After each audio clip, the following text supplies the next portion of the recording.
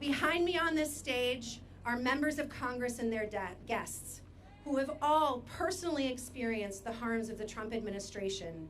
They represent millions more. They represent all of us. I want to personally thank our members of Congress here tonight for your act of defiance, for breaking a norm to stand up for our values. And I want to thank our special guests who you're going to hear from tonight for your courage. You represent the best of America, and you make us all want to be brave. This moment is only possible because of people's bravery. The first boycott of the State of the Union was conducted by the founders of the Congressional Black Caucus during the Nixon administration. We honor their example. We honor the millions of patriots who've turned out over the last year in marches across this country. And we honor every person who's showed up, who's risked something, who's cared for a neighbor, even when it was safer to do nothing. That courage led the way to this moment, but we have to make sure that the road doesn't stop here. We need you, everybody joining us here on the Capitol Mall tonight, and everybody watching online. Come to the March 28th No Kings protest and stand up for this country. Before I introduce our hosts for tonight, I just want to give a special thanks to all of the people behind the scenes who helped to make tonight happen. MoveOn staff, the staff who serve our congressional representatives and senators here tonight, our partners, thank you so much. This is no small task to put on a historic event to fight for our country. Thank you. And now, I'd like to introduce you to our hosts, independent journalists Joy Reid and Katie Fang. And while they come to the stage, I want to thank you for being here. I want to thank you for being brave, and I want to thank you for being a part of building the America we can all be proud of. Thank you.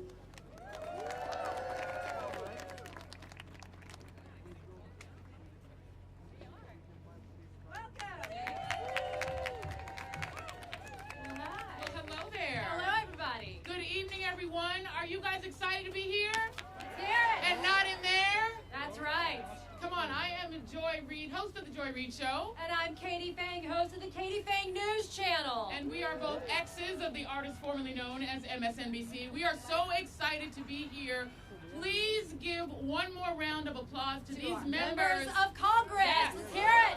They had the courage to not be here. So Katie, the reason that I am so excited to be here is that, as we just heard from the wonderful folks at MoveOn and Midas Touch, please give them a round of applause. Please. It takes courage to stand out.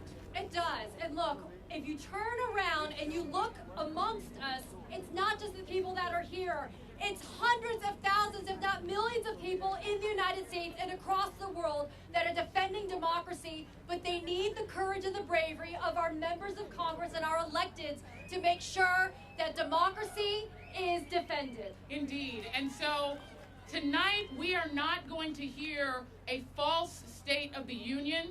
We are going to hear the true state of our union from the people who are being impacted by the policies that are taking place at the hands of someone who has demonstrated no love for the Constitution, for the truth, or for the care and concern of the American people. It's much more important to hear what people are truly facing and going through. That's what you're going to hear tonight. The American people deserve the truth.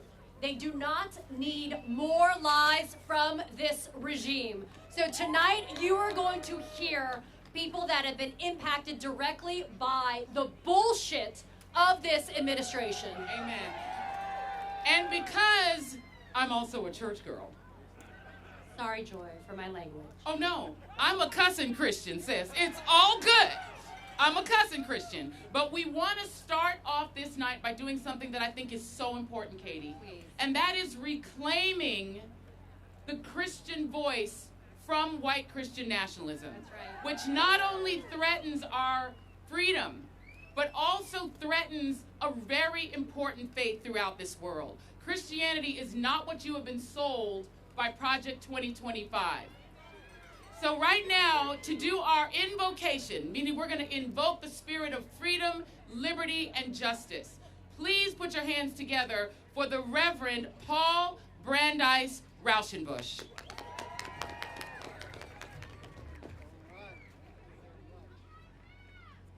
Thank you, Joy and Katie. Hello, everybody. Hello, America. Let me start by saying that my soul is so glad to be here with the People's State of the Union. I come to you as the president of Interfaith Alliance and as a Baptist minister with good news. We, the people, have the power. Is that good news? All across America, people of diverse faiths and beliefs are showing up, are speaking out, and are proving that love for our neighbors and commitment to our democracy will prevail against the cruelty, immorality, and authoritarianism of this administration. Let me speak plainly as an American and as a Baptist minister. The Trump administration is the most hostile to religious freedom in generations. They attack any religious leader or community not in lockstep with their political agenda. The White House, the Pentagon, the Department of Justice, and ICE have weaponized religion for their white Christian nationalist crusade, which attempts to define who is a true American, conveniently made in their own image, and relegate all the rest of us to second-class status. While President Lincoln famously prayed to be on God's side, Trump instead blasphemously boasts that God is in fact on his side. In Trump's mind, God is little more than a divine mascot for his political team. But enough about that unpopular man. Tonight, we will focus and celebrate we, the people of America. Tonight, we will recognize all those to whom harm has been done. But we will also give thanks for the brave witness of the faith and community leaders in Minnesota, in Chicago, in Charlotte, in Portland, and here in Washington, D.C., and in towns large and small everywhere across America who are standing up against the abuse and inhumanity of ICE. We give thanks for every single person around this country who has put their faith or values into action by resisting government-sanctioned cruelty with moral courage and solidarity with our neighbors from every background. We give thanks to God for the power and the promise of love and what Dr. King called the beloved community that is both coming and present now if we choose to make it real in our democracy. I believe we are in the midst of the next great awakening in America, a spiritual movement dedicated to creating a nation where every person has dignity and value, where every community and faith tradition is treated equally, and nobody gets left behind this time. We, the people, have the power out of many through love. May we be one. My friends, the spiritual state of our union is strong. So help us God. Amen.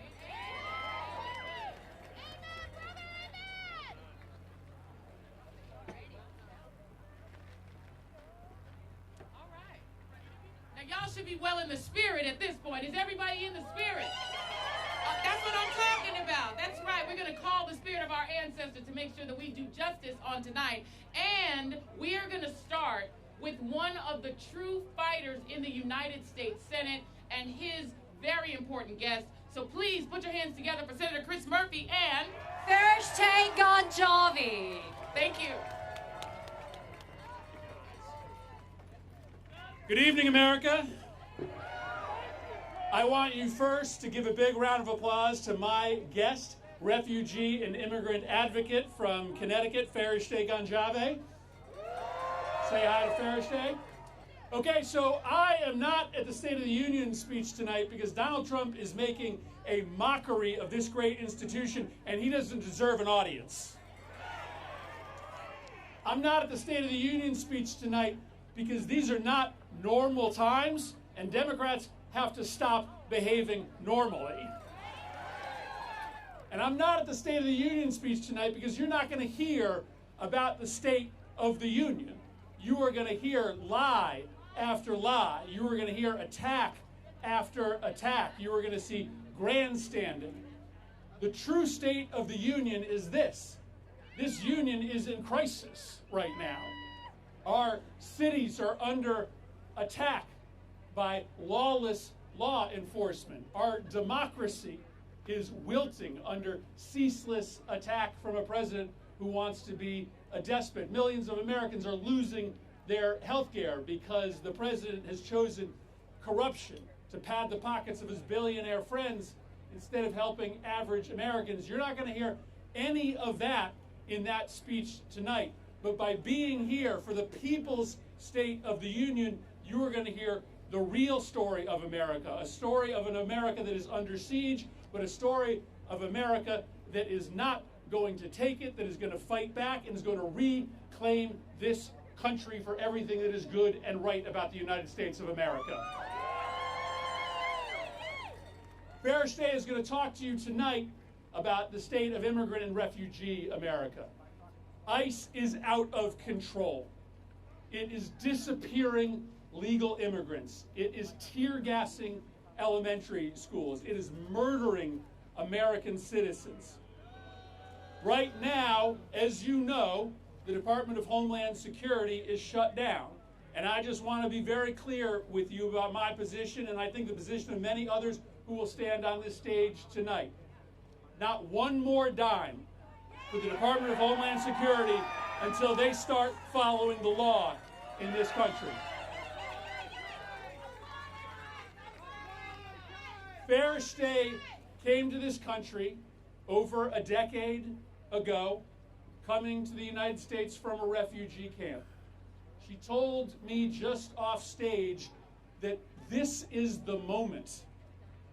This is the reason that she came here to the United States, to speak truth to power, to explain the trials and tribulations that every immigrant, that every refugee goes through to get here, and to press this country to... At the border! I stuck at the border. Go Trump! Go Trump! Hey, Murphy, you're so good. Thanks, man. Thanks, buddy.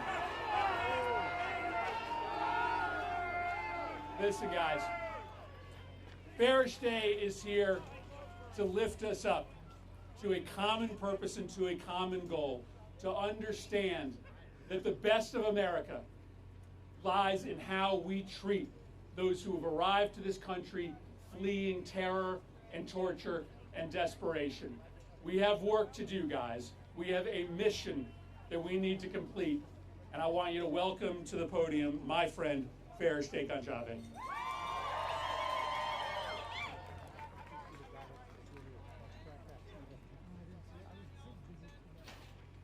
Good evening, everyone. Since arriving in the United States as a refugee in 2011, I have educated more than 7,000 refugees,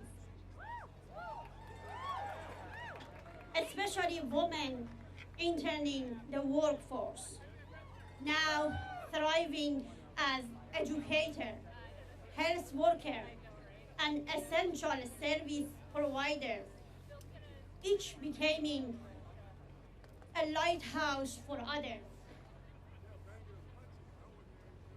Partnering with over 100 universities across the country and help young students launch career in embassies, public services, leadership programs, and enter to the top medical and law schools. For years, I advocated for immigration rights.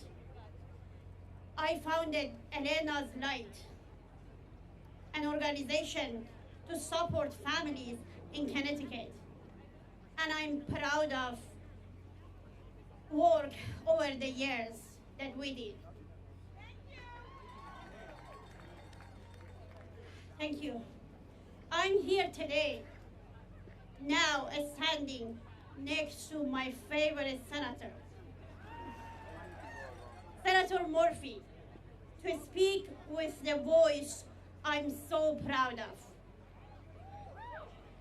Since the recent election, my phone has not stopped ringing. Mothers have called me asking if it is safe to go to my child's appointment. Women have asked if they should cancel English classes. Afghan families and many immigrant families are confused about their legal status and afraid to travel for work, even within their own states.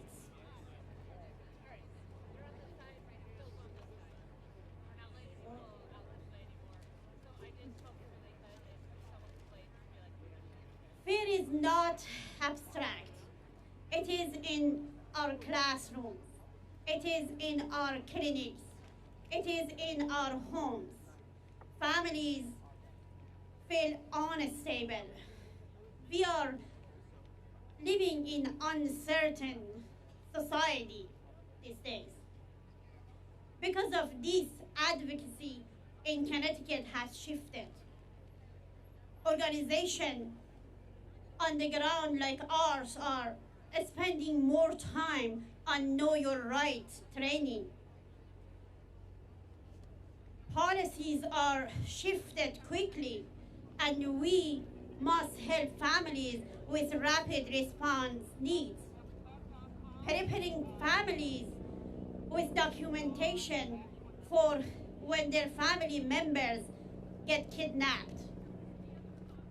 And working closely with legal and health partners to support families struggling after Trump's healthcare cuts. But as hard as we try, we cannot replace health insurance. That our elderly, our children, our people with disability can no longer access. We cannot guarantee safety or peace of mind for the worker who keep our communities running every day.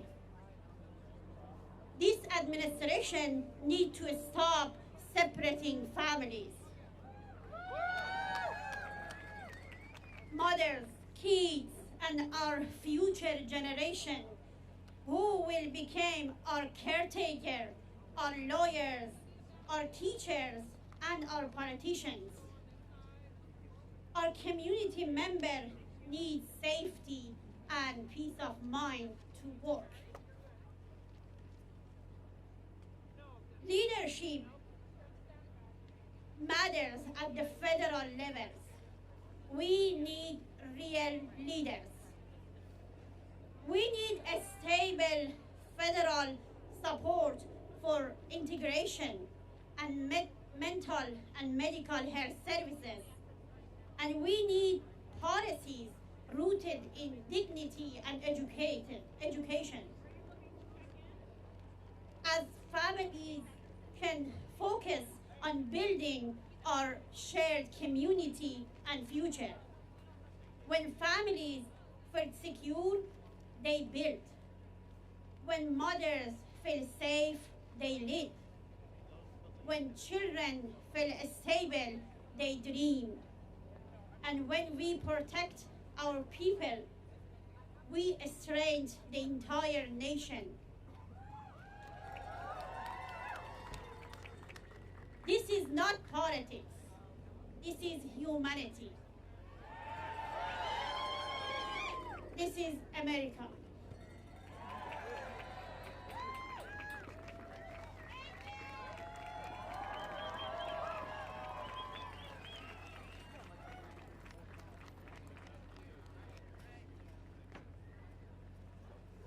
Everybody, one note, we just want to do sort of one housekeeping note. Attention all MAGA trolls.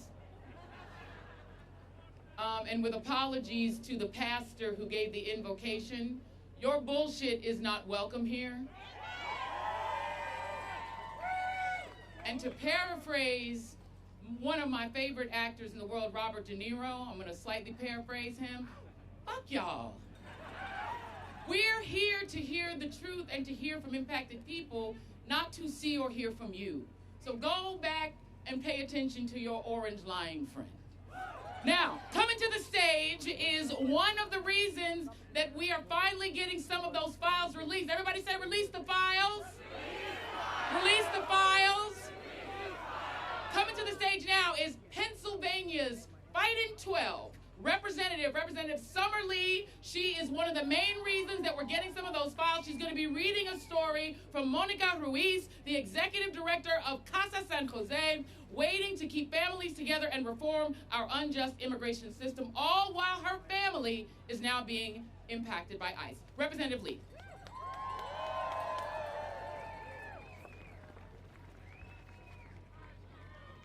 Whew. What a start to the evening. But good evening, one way or another. I am Summer Lee, representing Pennsylvania's 12th Congressional District, and I'm proud to stand here this evening with MoveOn, with organizers, with workers, and with everyday people who refuse to sit quietly while our country is pushed to the brink. Right now, Donald Trump is preparing to deliver his made-up version of the State of the Union. He's going to tell a familiar story tonight, that the economy is booming, that our communities are safer, and that America is stronger than it's ever been, all because of him. But we know the truth. We're living the truth. We know the fear that our families are facing of being hunted down by ICE. We know our neighbors are working 2 or 3 jobs to make ends meet, that their health care has been gutted and their federal jobs have been eliminated by the thousands. We know our education systems and unions are being targeted because they threaten authoritarian power. And they want us fighting each other so we don't pay attention to what they're stealing from us. And I mean all of us, Democrats and Republicans and independents, young folks and old folks and black folks, whether you're in a red or a blue state, whether you're in rural towns or factory communities, because corruption doesn't check your voter registration before it robs you. While they're terrorizing immigrant communities right now, they're cutting health care. They're gutting worker protection. They're union busting. They're handing tax breaks to billionaires and sending the bill to the rest of us. That's the con. That's the scam. And working people are done falling for it. Tonight, I was supposed to be joined by my good friend and neighbor, Monica Ruiz. Monica is a mother, a community organizer, and a powerful advocate for immigrants' rights. She was ready to bring that fight from Pittsburgh to DC to remind folks who and what she has been fighting for relentlessly. But right now, Monica's family is in crisis as it's being targeted by ICE. Her son-in-law, Victor, was followed by agents unprompted after he dropped his brother off at work. They pulled him over without cause. There was no traffic violation, no expired tag, just a man who looked brown enough to be dragged to one of the worst detention centers in the country. Meanwhile, just the other day, Monica's daughter, Adriana, just gave birth to a baby girl who is yet to meet her father because he's been locked up by this lawless agency. Victor has been in the country for 18 years. 18 years of working to build a life for himself, his loved ones, and now his new family. That is the real state of our union, where families are being torn apart and traumatized, where corporations get more say in our democracy than the people we elect, where the government would rather protect powerful people and the Epstein files than the women and the girls who were sexually abused. We live in a country where we have one reality for everyday people and another for the rich and the well-connected and the well-protected. We have to change that. We have to meet the moment with bold policies that level the playing field and deliver justice no matter how much money you have to your name. That's why earlier today, I announced that I'll be introducing articles of impeachment against Pam Bondi. Trump's DOJ continues to obstruct justice and refusing to comply with our subpoena to release the full, unredacted Epstein files. Bondi must be held accountable for that. And let's not forget, it was Trump who said it first, release the files. So we'll keep that call up no matter what. Because where I come from in Western Pennsylvania, we know what it means to be abandoned by politicians who make big promises and lie and deliver nothing. We know what it's like when the factories close, when the hospitals cut services, when the schools can't afford to teach, when the corporations are given permission to poison our water, our air, and our communities without consequences. And we know that no matter what language you speak, what zip code you live in, we all feel that pain, and we are all being squeezed by the same rigged system. So when Trump points the fingers at immigrants, our trans kids, our protesters, our journalists, understand what he's doing.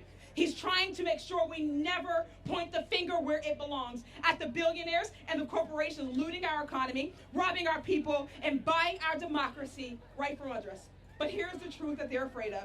Working people are waking up. Across this country, folks are organizing labor and their money. They're refusing to be silent in the face of authoritarianism.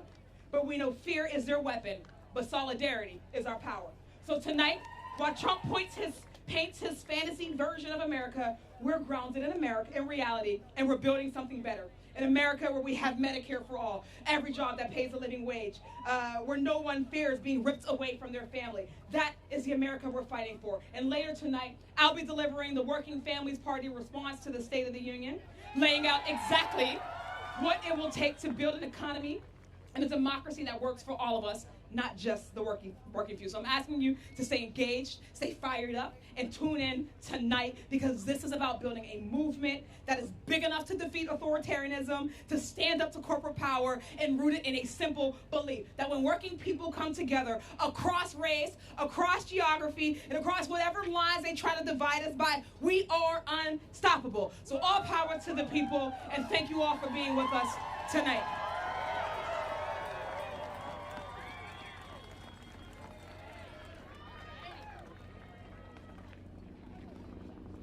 Hell yeah, that's how we do it. Coming up next, a man who doesn't suffer fools from the great state of Arizona. We've got Senator Ruben Gallego. He's going to be talking about a man by the name of Steve Gomez. Steve is a father of 3 from Gilbert, Arizona, and for the last 5 years, Steve and his family have relied on the Affordable Care Act marketplace for their insurance. But let me be clear. Because of Republicans and Donald Trump's big bullshit bill, now Steve has to decide what he's going to cut to be able to afford health care for his child. Senator Ruben Gallego.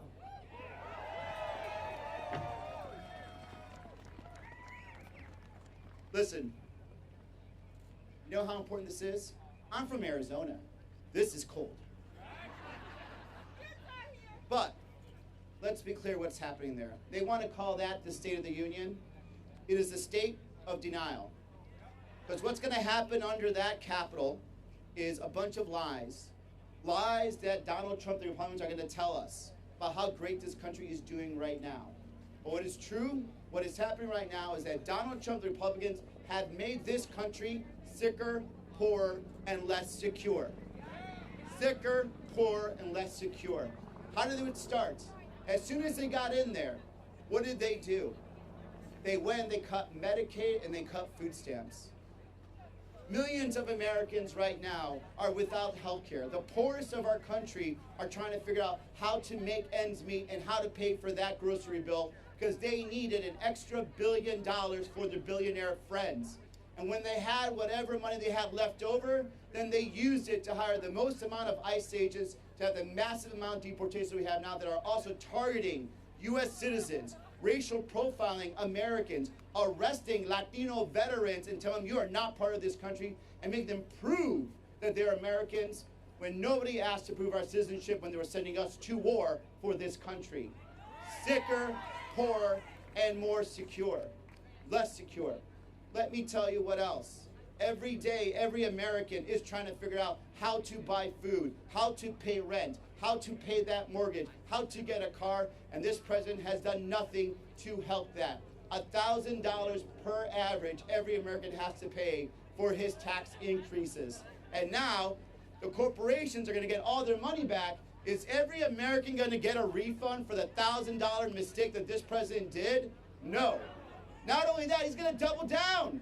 He's going to say, screw you, Supreme Court. I want to do 15% tax, and guess what? All of you Americans are going to pay for it. And now we have to figure out again, how are we going to pay for our rent? How are we going to pay for electricity? How are we going to actually pay for everyday food?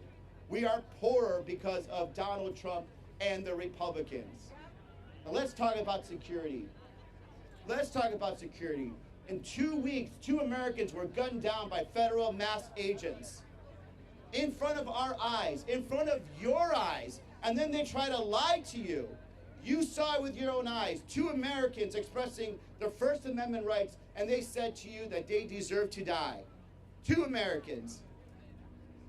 2,000 federal agents, masked federal agents, suppressing citizens in Minnesota, acting as if they're a military occupation. You do not military occupy anything in any part of this country. Those are U.S. citizens. They deserve the right to free speech. They deserve the right to say there's something wrong in that community, and they deserve the right to protect themselves and say, I will not stand for this. I will invoke my First Amendment rights and get out of my city. Let's be clear.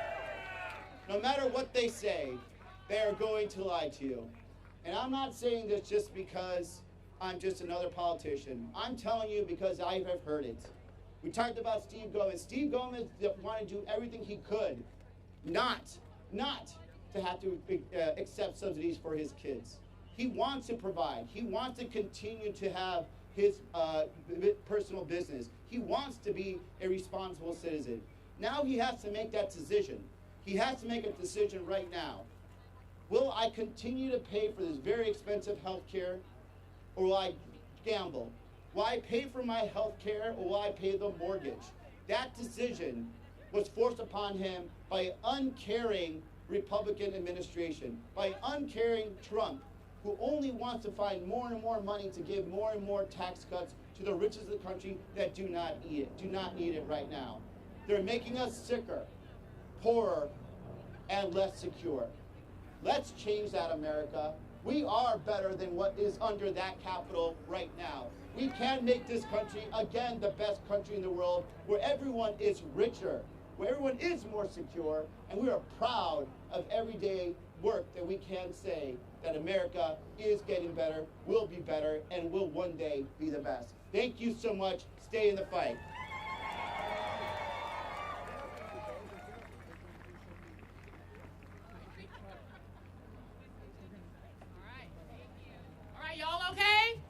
You doing all right? How many of you remember Kilmar Abrego Garcia? How many of you guys remember Kilmar?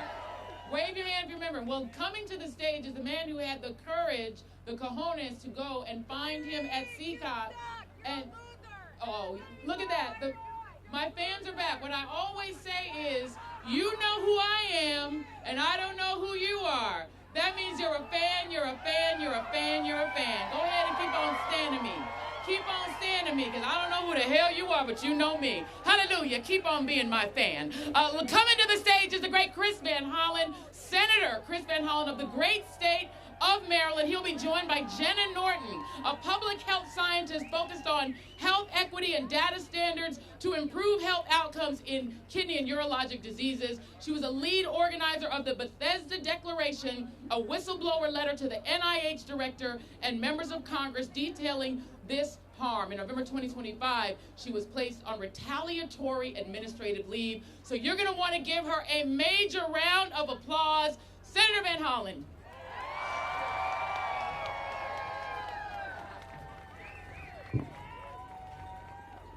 Hello, American patriots all.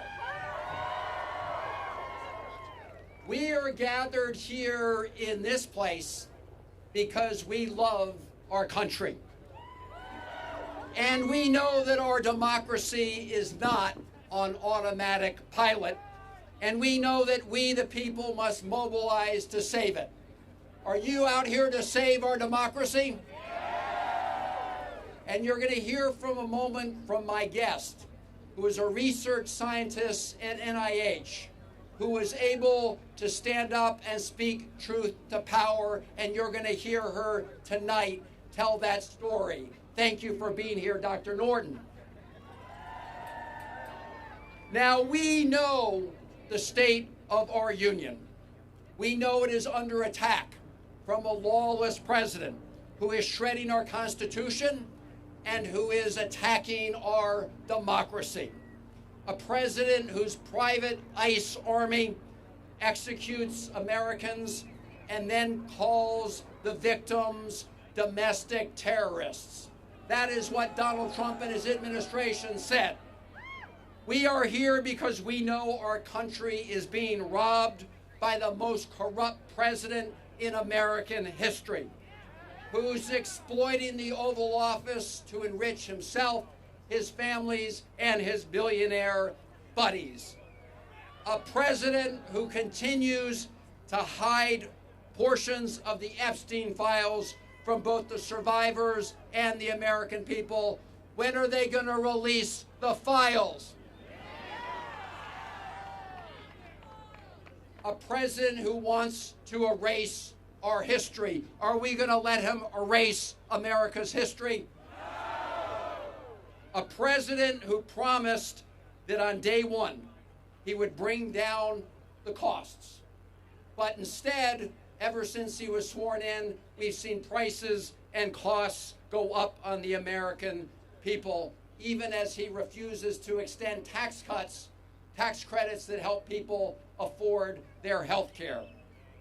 We have a president who seeks not to build a more perfect union, but one who wants to tear it down. And a president who said he would stop wars, but instead is responsible for war crimes, and as we speak is threatening wars. We need to stop him. We are gathered here because we know that we cannot pretend that any of this is normal, and that we will not and must not pretend that this is business as usual. We must get in the way of Donald Trump's march toward fascism. We cannot take our country down that road. And what Donald Trump wants to do is what we know all bullies do, all dictators do. He wants to intimidate all of us. He wants us to sit obediently and quietly while he lies and lies and lies to the American people. In other words, he wants us to shut up and sit down. So I have a question for all of you patriots. Are you going to shut up? No. Hell no. Are you going to sit down? No. Hell no.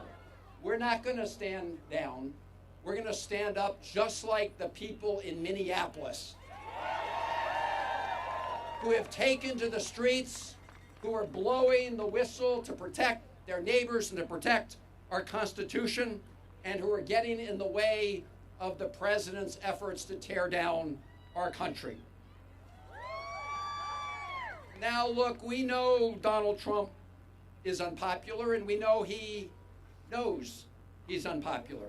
So tonight, right up that hill in the United States Capitol, he's going to pretend that he really wants to help working Americans.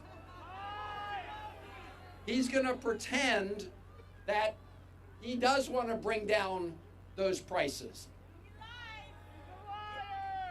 And we know that that is not what he wants, because just a few weeks ago, when we talked about the affordability crisis, He said that was a big hoax. Do you remember? He said that was a hoax. Well, it's real. And we all need to make sure that we put forward ideas to deal with it. So in my view, it's not enough that we hold the line against Donald Trump. We must do. But let's face it, we also need to show the American people that we are willing to stand up and fight against big corporate special interests to the benefit of all of the American people. Are we going to do that together? Because we need to make sure that we unrig a tax code that right now favors people who make money off of money over people who earn a check through their hard work. Are we going to change that? We need to make sure that all of you don't pay high electric bills so data centers that are owned by the richest corporations on the planet can make more money. Are we going to make sure that your electricity bills don't go up for them?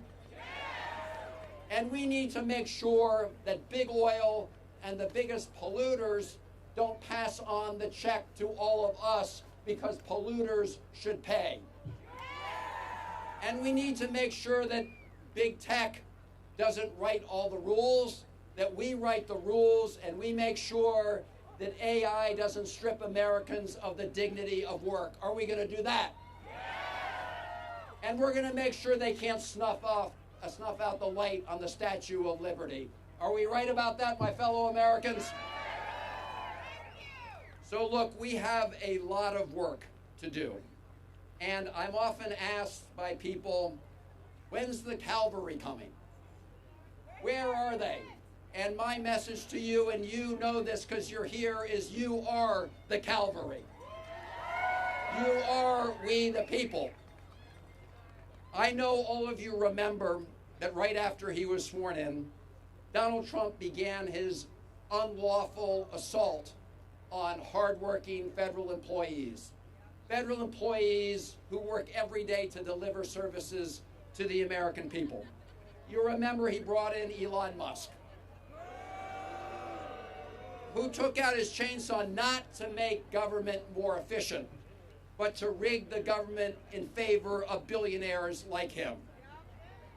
One of the people who stood up and spoke out was Dr. Jenna Norton, a career public health researcher at the National Institutes of Health. Dr. Norton blew the whistle on the outrageous actions that threaten the health and well-being of the American people. And she has been retaliated against because she was willing to stand up and tell the truth. But here's what we all know. When the history of this moment is written, the politicians and the law firms and the universities and the corporations who appease the bullies will be exposed as the cowards they are. And the people who are standing up to save our democracy, like all of you gathered here today, and people like Dr. Norton, they will be remembered as those who preserved our Constitution and our democracy. So, ladies and gentlemen, please give a warm welcome to Dr. Jenna Norton.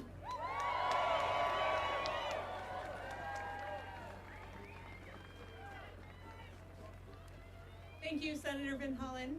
I'm so honored to be here today, speaking up with so many other brave people in my personal capacity. As Senator Van Hollen noted, in November of 2025, I was placed on administrative leave from the job that I loved at the National Institutes of Health because I blew the whistle on the wrongdoing that I saw there. The Trump administration put research participants and public health at risk by a... Is that better? So, thank you, Senator Van Hollen, and thank you for letting me know that you couldn't hear me. I am very honored to be here today with all of the brave folks who have been speaking up, and I am here in my personal capacity. So as Senator Van Hollen noted, I was placed on administrative leave in November of last year because I spoke up about the wrongdoing that I was seeing in a job that I used to love at the National Institutes of Health, until it was fundamentally changed. The Trump administration put research participants and public health at risk when they abruptly terminated NIH studies. By halting these studies, they also wasted taxpayer resources. When you halt a study, a 5-year study, a $5 million study, 4 years in, you don't save $1 million, you waste $4 million. And they continue to this day to censor research in violation of the courts, erasing people from science who don't fit their vision. Black people, Hispanic people, immigrants, LGBTQ+ people, all Americans who deserve to have their unique research needs addressed. They are creating a science that serves the few instead of a science that serves all of us.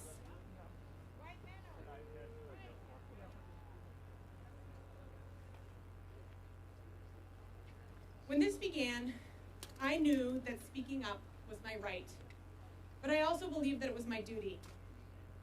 I first spoke up inside the National Institutes of Health, but when my concerns were not addressed by leadership at NIH, I felt that I had no choice but to join with hundreds of my colleagues at NIH to take those concerns to the public.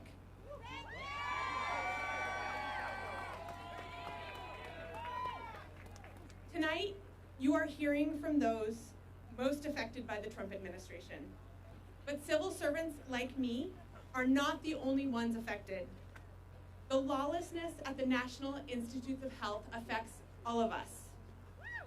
Last year, the Trump administration funded 24% fewer new research studies with about the same amount of money. That means fewer future cures for all of us. The Trump administration also funded 20% fewer early career researchers, creating a brain drain that will damage our economy and end American leadership in science exploration, as our best and our brightest seek positions abroad. The Trump administration tried to silence us by putting me and other federal employees who have spoken up on retaliatory administrative leave. They do not want you to know how they are destroying your government, our government. But we will not stop speaking up. Let's get loud together. This is our country, and when we come together, we are powerful. Thank you.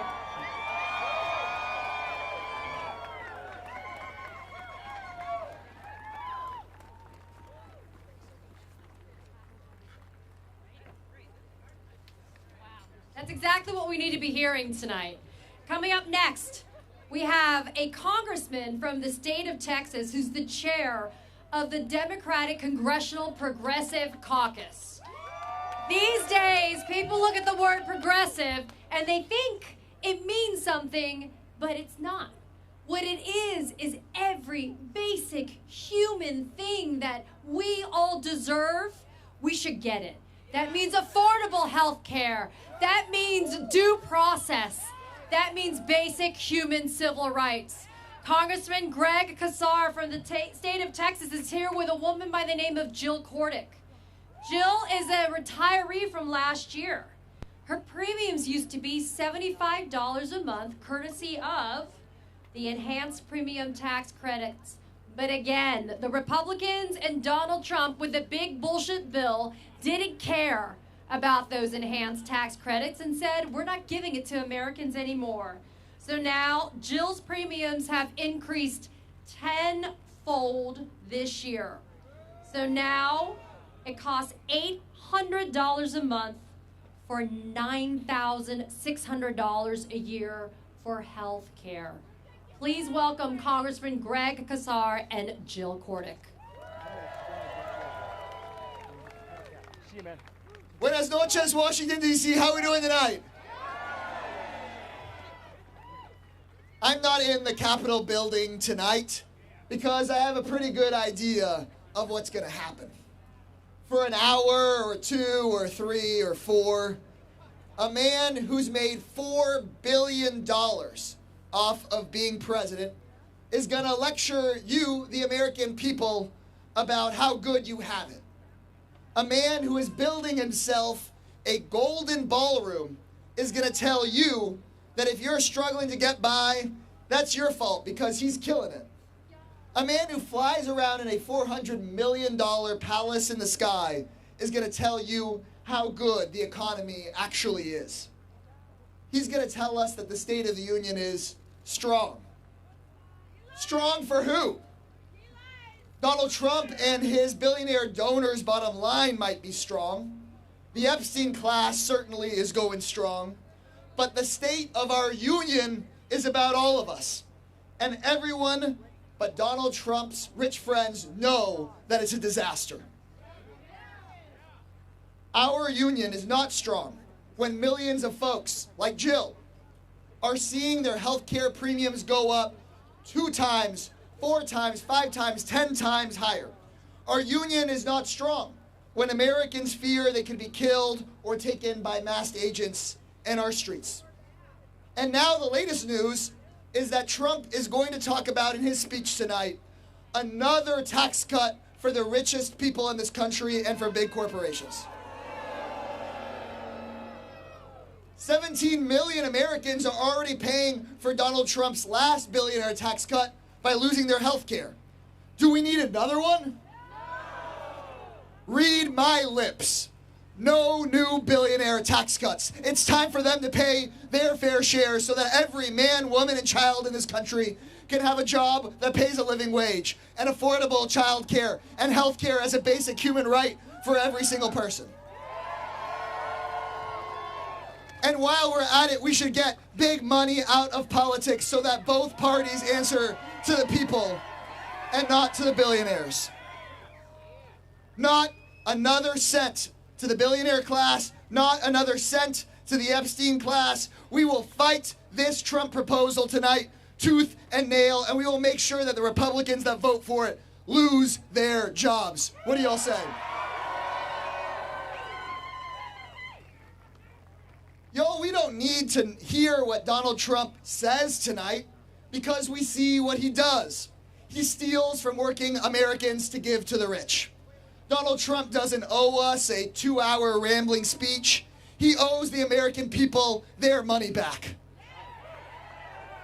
If he wants to help the American people, he should shut up and pay up and give every family the $1,700 that he took from them with his illegal tariffs. How about that? How about instead of giving us a rambling speech, he gives us the $4 billion back he took in bribes while he's been president this last year? How about instead of wasting our time in that Capitol, he gives us the $1 trillion back he gave in tax cuts to the 1%? But he's probably not going to give us that, so it's time for us to go and do it ourselves. Because I know things are bad, y'all. But here's the thing about the state of our union. We can change it. You know the phrase, we the people, in order to build a more perfect union. And this year, Americans have a chance to send Donald Trump a message about the kind of union we're going to build. Because next year, with all of our work and the work of Americans like those you're hearing from tonight, Trump will face a very different Congress. A Congress that does not bow down to him, but stands up to him and holds him and all of those criminals accountable. You gotta believe it. And that's gonna happen, not because of people in power, but because millions of brave, everyday Americans are speaking up about how they're getting screwed by Donald Trump. And I have the honor of being joined by one of them tonight. Please give a very loud, very warm welcome to Jill Cordick.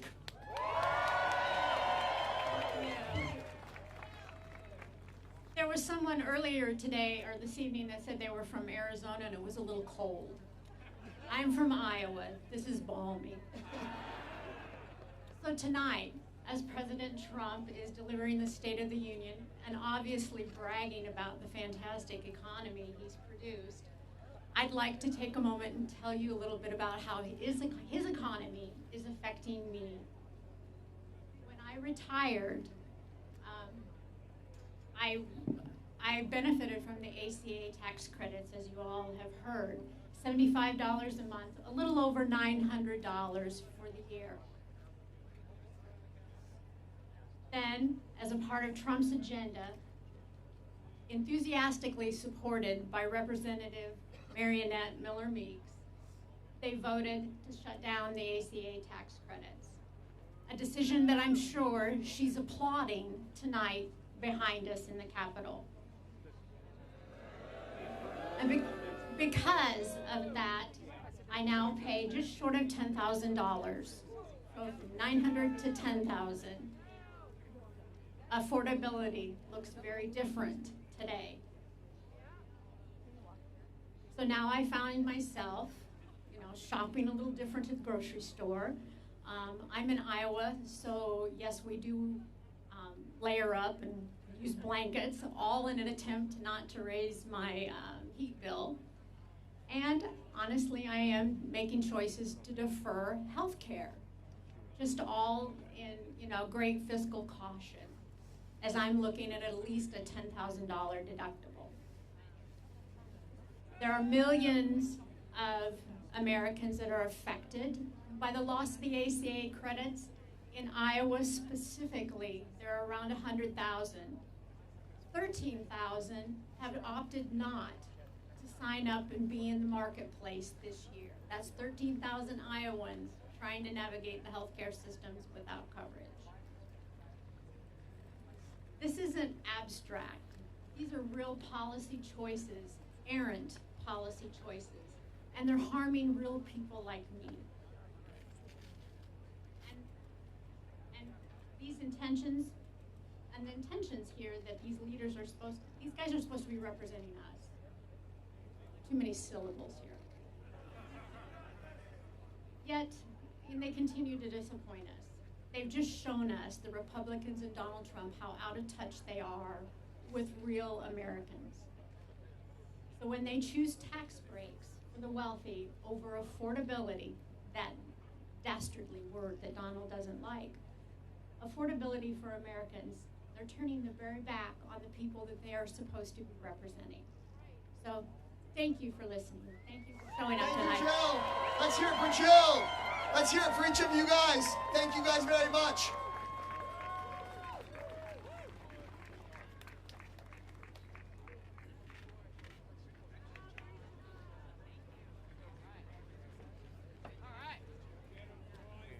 Thank you very much. I appreciate that. Y'all good? Y'all doing good? You doing okay? All right, wonderful. Coming to the stage. Now, this is going to be an incredible tag team. This is a dynamic duo. All of these have been dynamic duos tonight. But coming to the stage right now, you're about to get a powerful message about change and hope and possibility. From California's Fighting 42. Yeah. Representative Robert Garcia, and joining Representative Garcia is the Kelly Robinson, Executive Director of Human Rights Campaign. She is the 9th president of HRC and the first Black queer woman to lead the largest LGBTQ+ civil rights organization in the United States. Give it up for Representative Garcia and Kelly Robinson.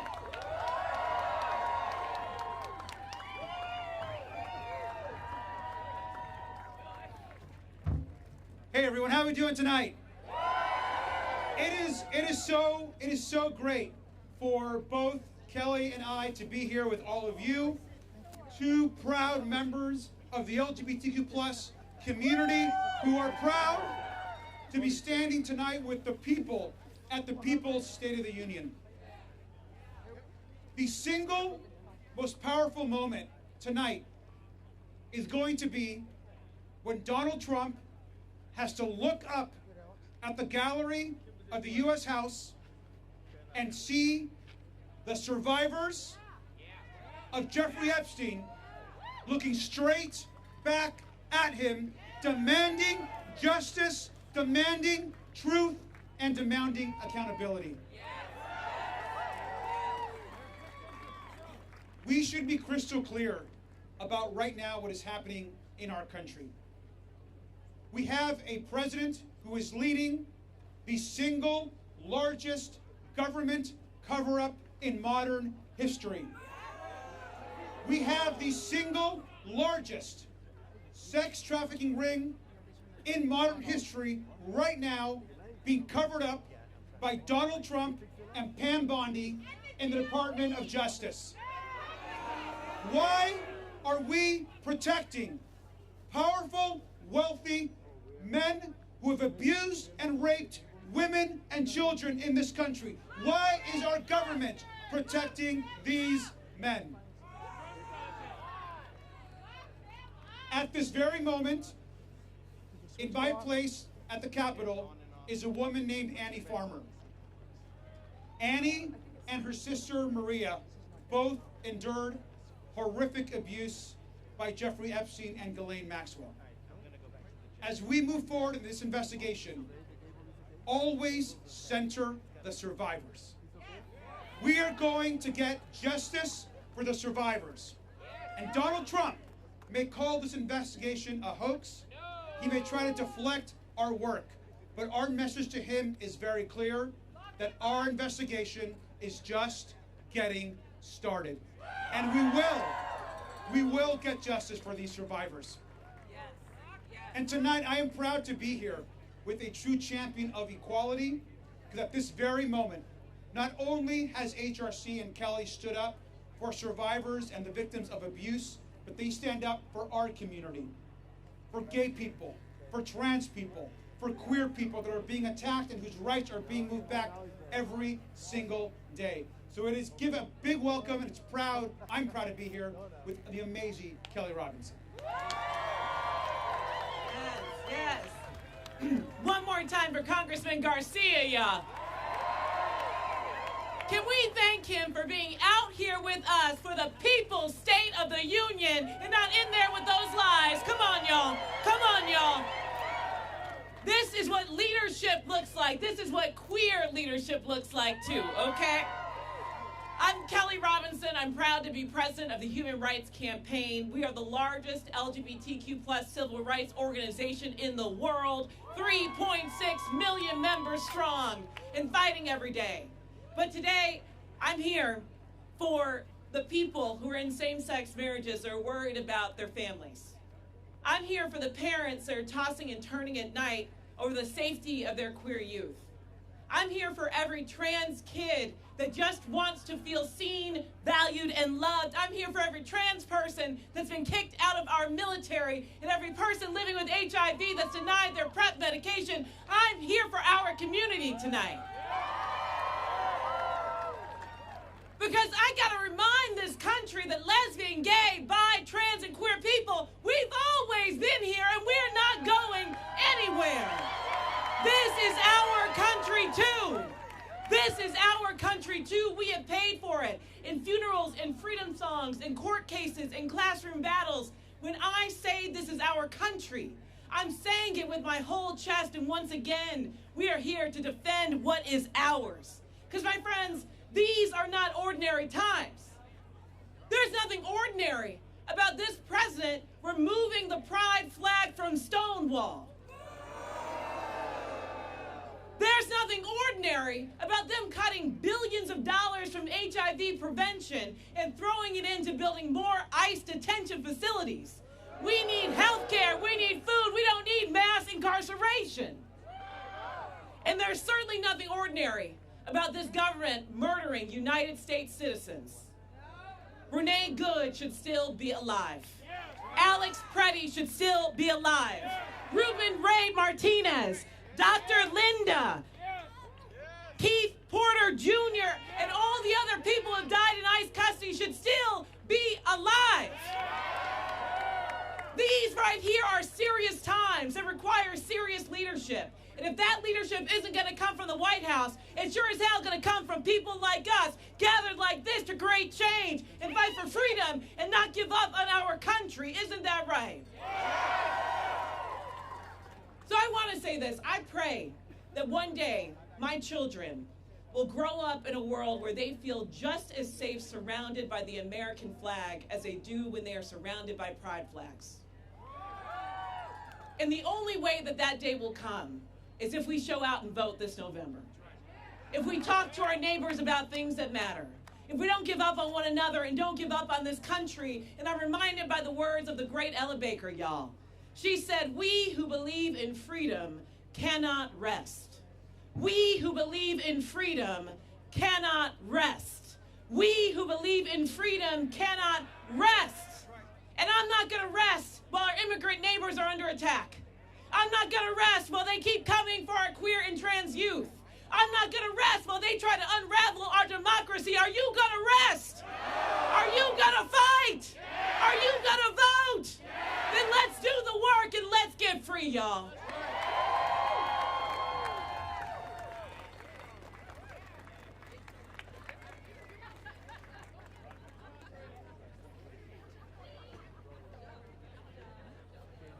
I feel like she needs some walk-off music after that. Damn.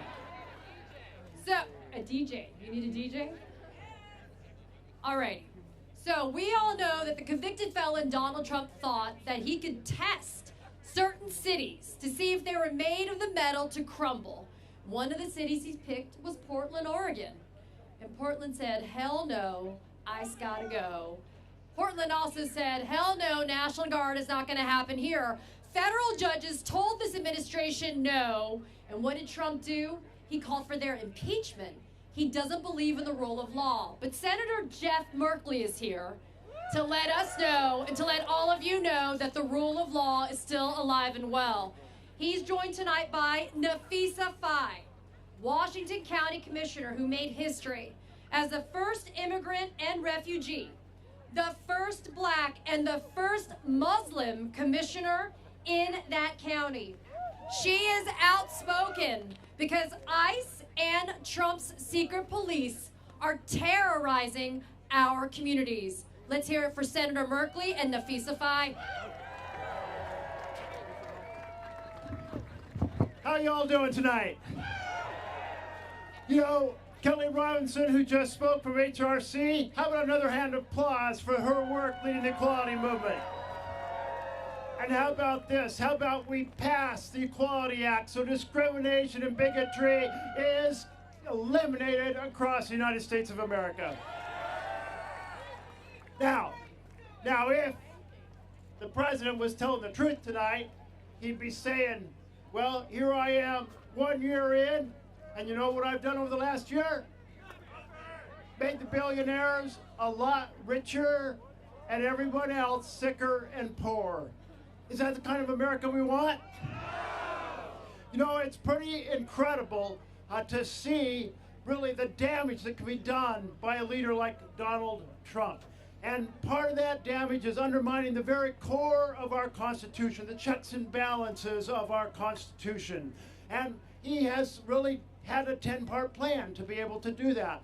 And one of those parts of the plan, an incredibly dangerous plan, are troops in the street. It means federalizing the National Guard. So we're going to stop that? It means he wants to send the military out and surround the polling place in November. Are we going to allow that to happen? It means ICE operating as secret police. And I can tell you this, I never thought we'd see secret police here in the United States of America. I mean, you read about it at some other country, about people who have no badges. They show up in an unmarked van, they have no judicial warrant, they knock down the doors, they grab people out of the house, they grab people out of the car, they proceed to disappear them, they don't let them reach an attorney, they don't let them reach family. Folks, we have secret police right now in the United States of America, and we've got to end it. And perhaps the most dangerous part of his 10-part plan is rigging the next election. Have you heard about this thing called the SAVE Act? What he means by save is he wants to save his authoritarian control and turn the presidency into a kingship. We're going to let that happen? Yeah, the SAVE Act would say, well, we're going to take folks who generally might vote for the blue side and make it hard to register to vote. We're going to make it hard to actually vote. We're going to make it hard to do vote by mail. We're going to make it hard for women who have changed their name when they got married, or men who changed their name when they got married, doesn't match their birth certificate, make it difficult for them to vote. You know what? I think if you really believe in the Constitution of the United States of America, you want every single citizen to be at the ballot and able to cast their vote for how the direction of this country goes. So tonight, I am really pleased to introduce my guest, Nafissa Faye. Nafissa has broken a lot of boundaries. She came to the United States of America as a Somali refugee. She became a leader in her community, not just her Somali community, but her Washington County community. She proceeded to get elected to the county commission and to be a real fighter for the fundamentals for families to thrive, for health care, for housing, for education, for good paying jobs. And you know what? I want to say this. When the president and his team attack any group resident in the United States, let's stand by their side. When he attacks our Muslim Americans, let's stand with our Muslim Americans. When he attacks our Hispanic Americans, let's stand with our Hispanic Americans. When he attacks our Somali Americans, let's stand with our Somali Americans. Together, we are virtually all immigrants. Let's together make this nation stronger, embrace each other's talents. I say hell yes to diversity. I say hell yes to equity. I say hell yes to inclusion. And here is a champion doing the hard work at the county level. Nafissa Faye, let's give her a big welcome.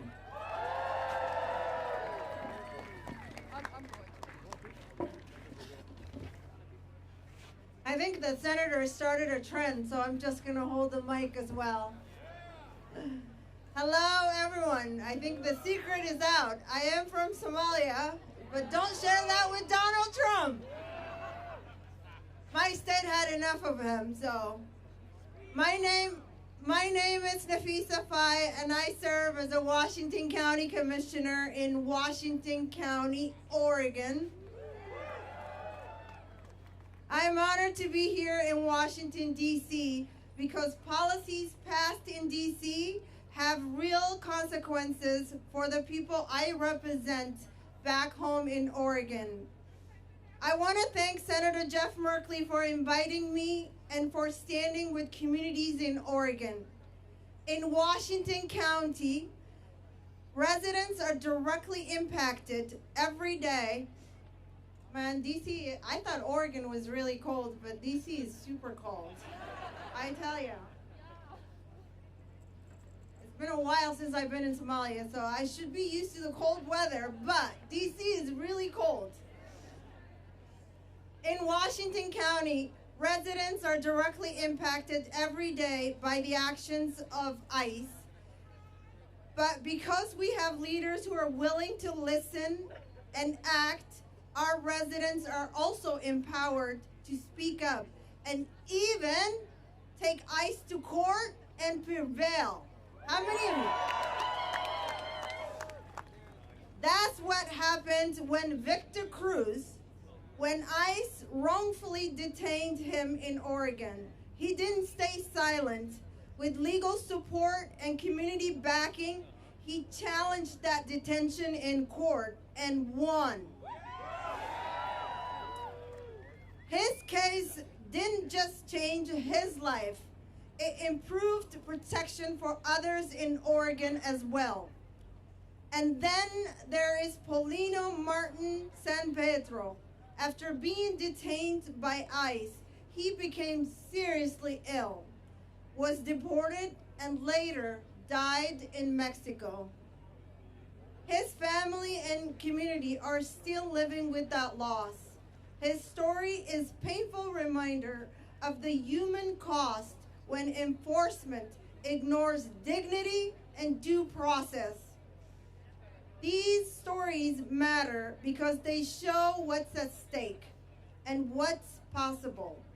With leaders and leadership like yours, Senator Merkley, residents are empowered to seek justice, and we are called to ensure tragedies like Paulino are never repeated. Thank you for this opportunity and for giving us a voice and for being here today. Thank you. Nafisa, thank you so much. Thank you, Patriots. Let's save our republic. That's our mission. Let's get it done.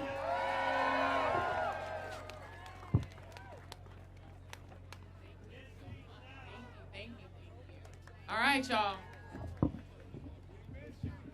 Thank you. You don't have to miss me. Just go ahead and subscribe at thejoyreedshow.com.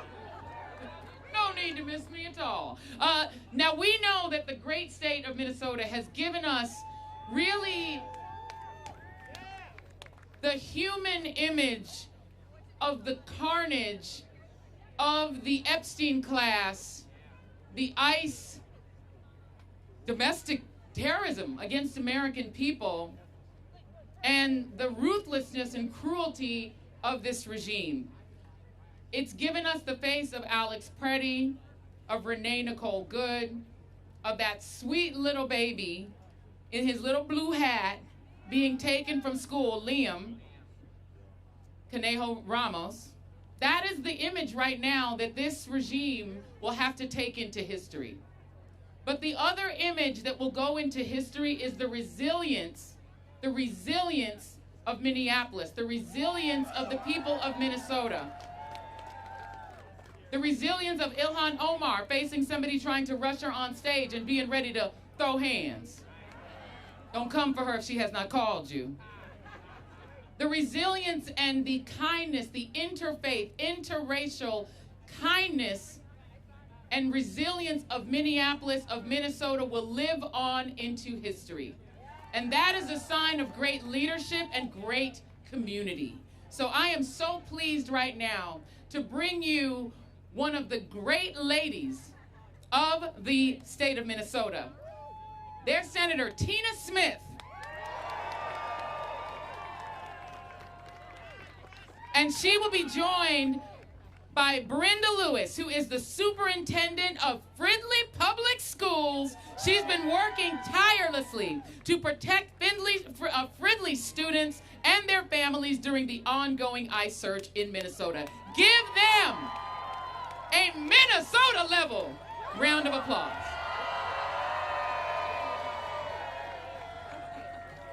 Good evening, everyone.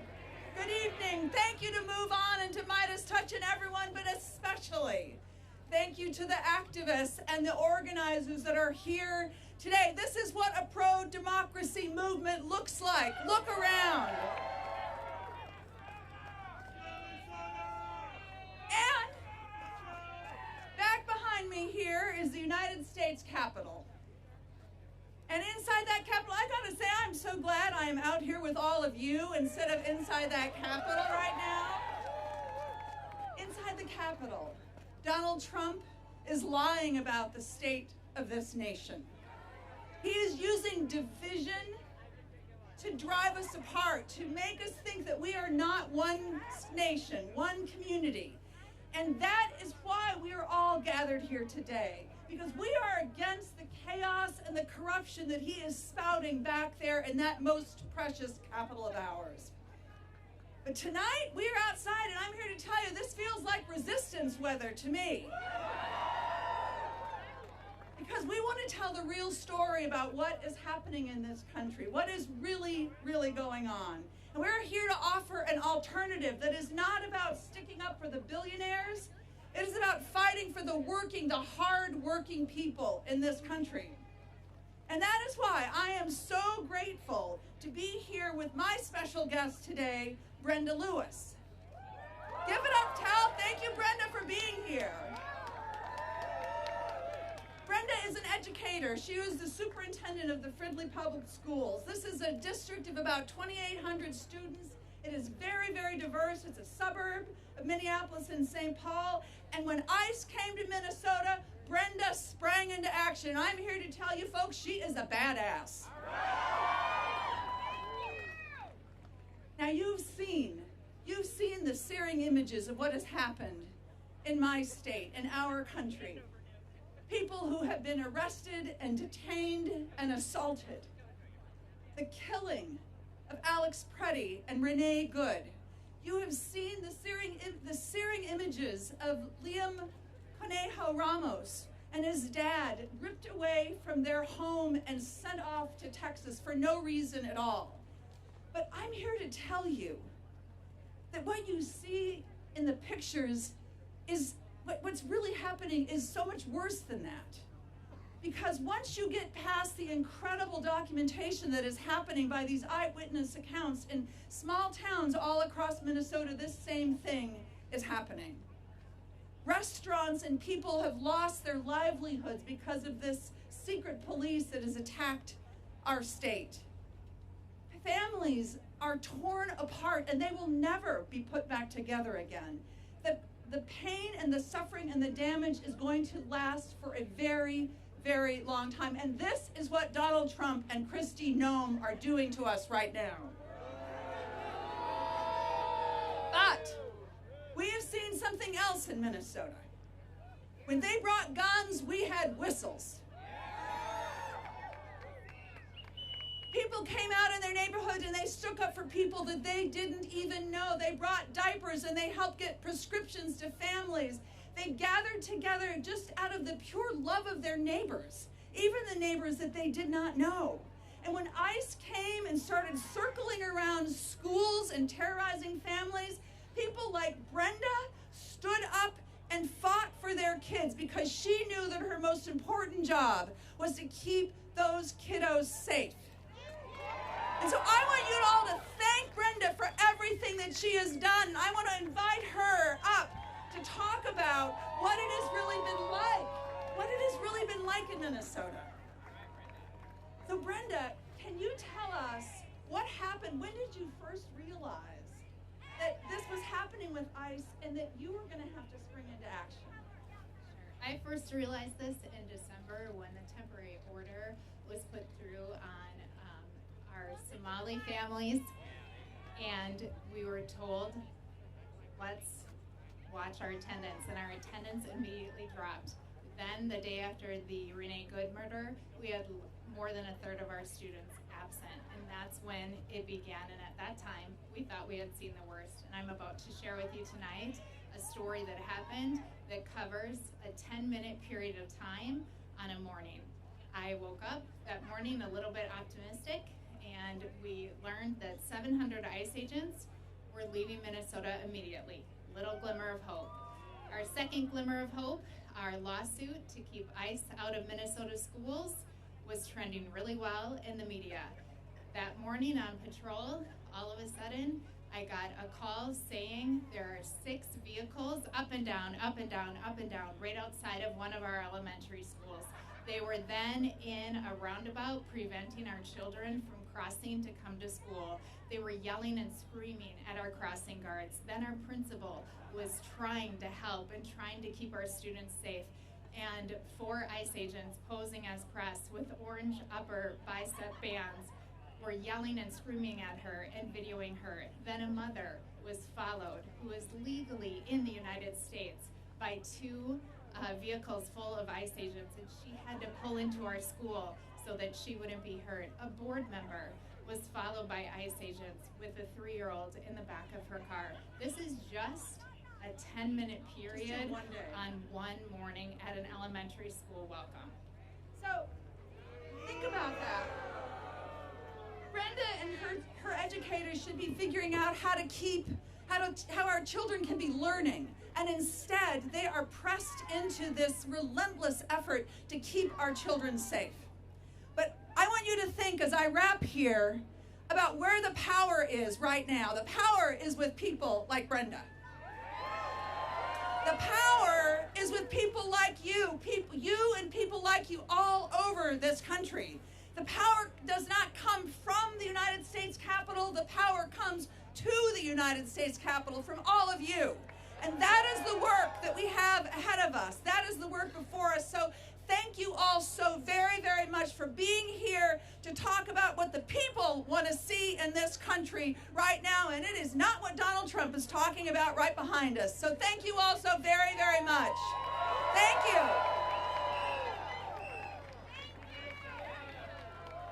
Go Vikings, go Gophers, go Leafs, go Timberwolves.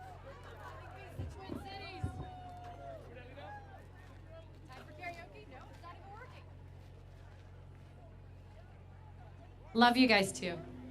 Alrighty. Love you. Okay. Forget it. I don't know how to do this. So, not everybody gets to be from the amazing place called New Jersey. But they do have some pretty cool people like Congresswoman Bonnie Watson Coleman. You know what she just did? She just introduced legislation to stop the bullshit of immigration arrests while people are going to court. Right? Because it never was about getting the quote-unquote illegal aliens. It was never about getting the quote-unquote criminal element out. It was making sure that we got rid of the people that didn't look like us. And that is what this administration is all about. So Congresswoman Bonnie Watson Coleman says we're not doing that anymore in our courthouses.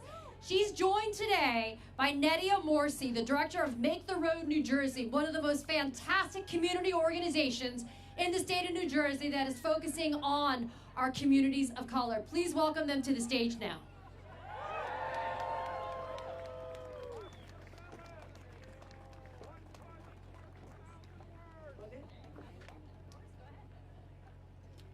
I'm a black woman.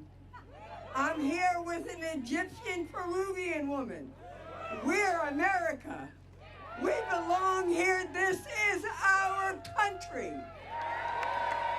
This is a government of, by, and for the people, and Minneapolis showed us what happens when the people say no more.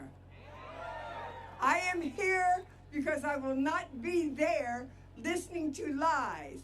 Lies about what he thought he did, lies about what he's doing now, and lies about what he's going to promise in the future. We're entitled to safety, security, jobs, housing, and health care. And we demand that anybody that works for the United States government does so constitutionally and legally. So I got a special guest tonight for you because they're gearing up in New Jersey now. But New Jersey is gearing up for ICE. We want you to know that we're going to be ready when you come here. So you think you saw something in Minneapolis, you come to New Jersey. We may be small, but we're freaking mighty. I want to give Nydia an opportunity to talk to you about how we organize, get ready, and take care of one another. Give her a big round of applause so she's encouraged to come before you. I'm going to ask if folks can repeat after me. I am somebody. And I deserve full equality here and now. With your chest. I am somebody. And I deserve full equality here and now. First, thank you to Congresswoman for the invitation tonight. Thank you for your service. A powerful example of a woman grounded in her purpose. My name is Nydia Morsi, and I'm the director of Make the Road Action New Jersey. And I'm here tonight on behalf of our nearly 7,000 working class and immigrant members across the beautiful state of New Jersey. This administration is one of the most violent and dangerous this country has ever seen. It was the Sunday after the inauguration around 10 o'clock in the morning, when we had begun to receive calls from members further down on South Broad Street in Elizabeth, New Jersey, that ICE was knocking doors and entering businesses. I remember when I got to South Broad, it was a ghost town. The bodega was closed, the T-Mobile was closed, the bakery was closed. The videos of what happened that morning started to circulate in WhatsApp chats and Facebook groups. I called the same members who had called me, who I knew lived near South Broad. And we came together and we split up to knock on doors with Know Your Rights materials and to invite community members to our centers. That's how you start. You just start. You set up a phone tree to check up on fellow Elizabeth members throughout the city, and we organized a town hall the following evening. More than 300 people attended with less than 20 hours notice. What we came to see, what we always come to learn, is that people are searching for community. And we kept that way, shocked but organizing, organizing in shock, reminding ourselves that our liberation is not found in any administration, but in our collective efforts. When the outcome of our fight has never been more important, I can say that the union is strong if we remain strong. Every day, I choose to organize, and every day, hundreds of thousands of people across America choose the same. And together, even in the midst of so much violence, we will win. Trump is making cuts to healthcare to funnel billions to ICE to build concentration camps in our backyards. They're using commercial warehouses that have been converted into concentration camps with floor maps that look like slave ships. Concentration camps where they're holding children and adults who have been kidnapped, citizen or not, for the crime of being black or brown or poor or Palestinian. In Roxbury, New Jersey, in Social Circle, Georgia, in San Antonio, Texas, in Surprise, Arizona. All across the country, in all of our backyards, fascism is rampant. And we have to ask ourselves the question, who are the puppet masters? They are the billionaires standing behind Donald Trump, pulling the strings. And these billionaires, they have names. Peter Thiel, Alex Karp, Elon Musk, and many more. Corporations like Palantir are beta testing their mass surveillance systems on immigrants, and they are helping the administration compile data on U.S. residents across every government agency, including the IRS and law enforcement. They won't stop until they build an algorithmic surveillance where they profit on all of us. In the face of such blatant greed and hatred, the American people couldn't be more clear. We want an economy that delivers for all of us, and a country where we protect our neighbors. From Dilley to Delaney, we are prepared to dismantle ICE. This is not the path we chose to take, but if the only way out is through, then the only way through is together, as one people, fighting for the ones we don't know yet. Presidents can come and go, but we are here to stay. And while we need to defund ICE, we need to deconstruct Homeland Security.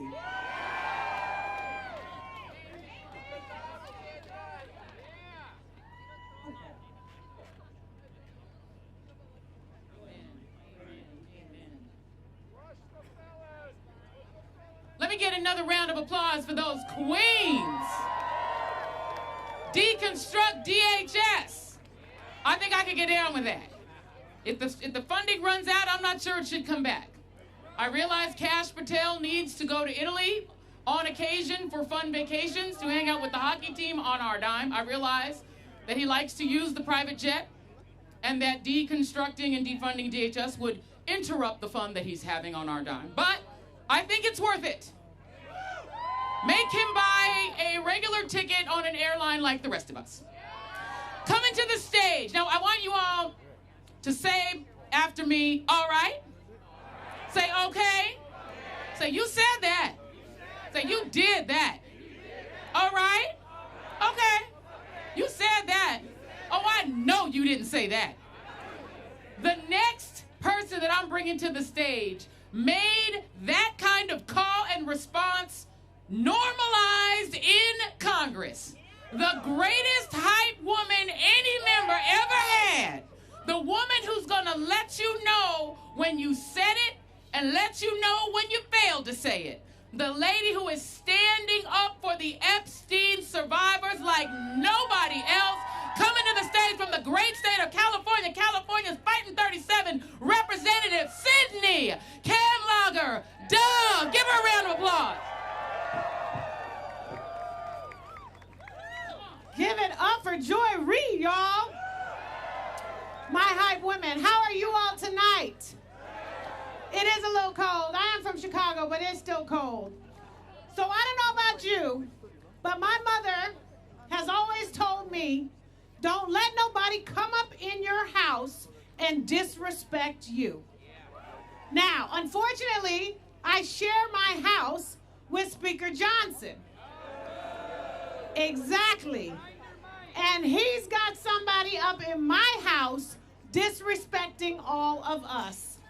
So I decided that I would hang out with my people, with the people, with all of us, the people who have been in the streets day after day, demanding better from our government.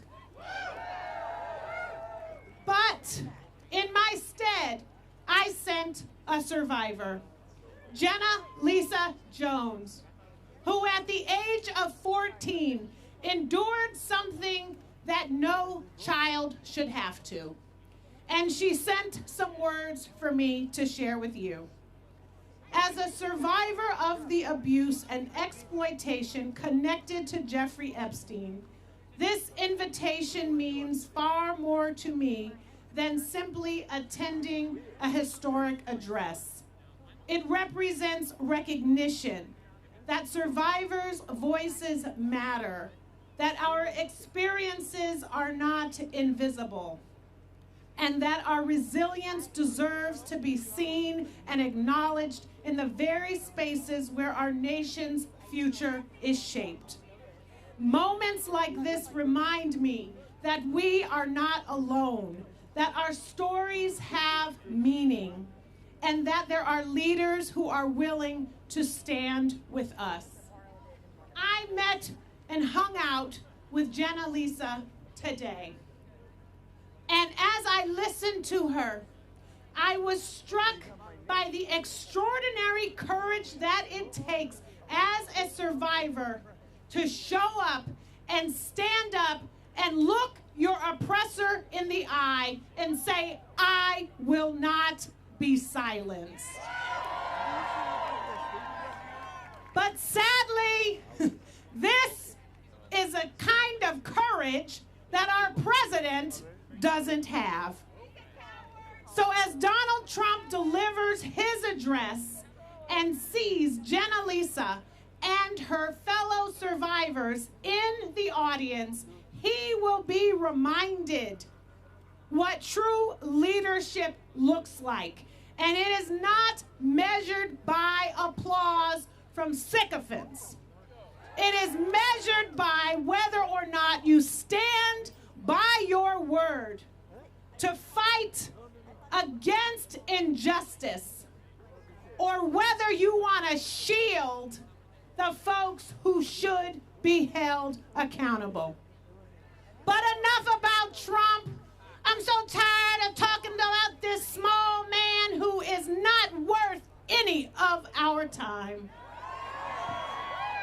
Because this People's State of the Union is not about him.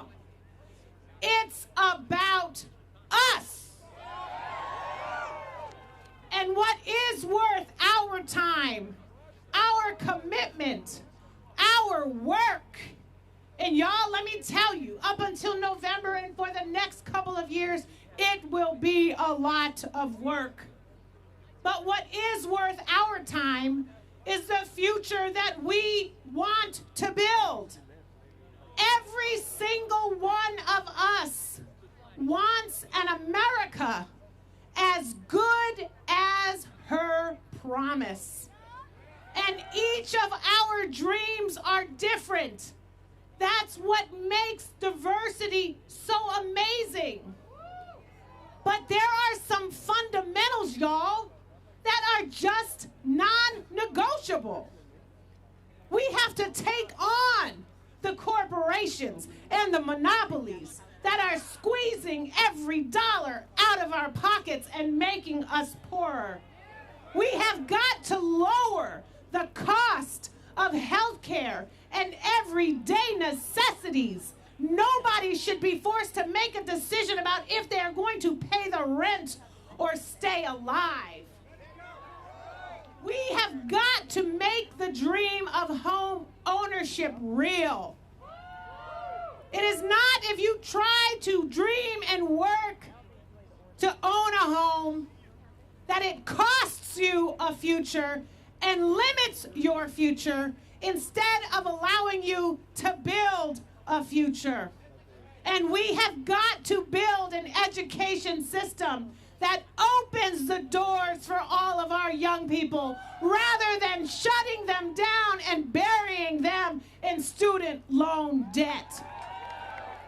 And yes, we need an immigration system that lives up to the founding ideals of this country. Diversity is not the threat. It is the very source of who we are as a nation, y'all. And we have to empower our cities, our rural communities, with the resources they need to solve 21st and 22nd century problems. And above all, we must, and if you don't know it by now, then you have not been paying attention, but we must save and protect and defend and make more righteous our democracy. Because without it, absolutely none of this is possible. This weekend, I was back home in California in my district, and I was talking to one of my constituents, May. And May said, I want to be able to trust my government again. I want elected officials who will be honest with me. I want to see courage. And real talk, y'all, we have a government that is working harder to harm us than help us. Real talk, we have a government right now where justice goes to the highest bidder and the lowest kneeler. And that is not what we signed up for, and that's not what we deserve. It is time, it is way time, it is past time in Black History Month and every other month of the year, y'all. It is time for the moral goodness of this country to match our economic might. For our leaders to put people over profits, compassion over cruelty, and equity over evil. This is our country. This is our moment. And just like Jenna Lisa said, we will not be silenced. The People's State of the Union starts tonight. And we're going to keep it going every day of the week through November until the end of this man's term, until we get the country that we deserve. Thank you so much.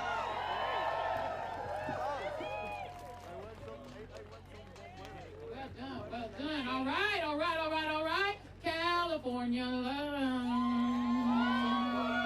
Or maybe Crip walk up in here, because I'm from that generation. Coming to the stage next from the great state of Massachusetts. How many of y'all want to see the Green New Deal? Okay, we like breathing, we like clean air, right? We like clean water, Green New Deal, we like it.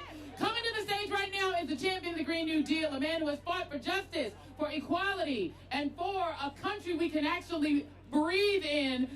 Give it up for Senator Ed Markey. He is going to be reading a story from Gladys Vega, the president and CEO of La Colaborativa in Chelsea, Massachusetts, which has been providing critical resources and support to Chelsea and the greater Boston region since the year of our Lord 1990 by empowering Latino individuals and families, promoting educational opportunity, advocating for social justice, and fostering economic empowerment. Give it up for Senator Ed Markey.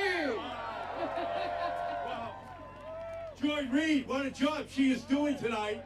Just absolutely incredible, Joy. Thank you. Thank you all for being out here this evening.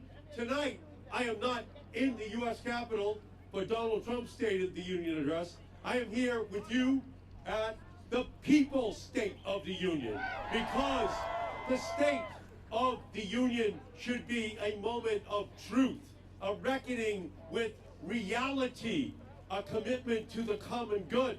But under Donald Trump, it has become a lies-a-palooza that goes on for hours.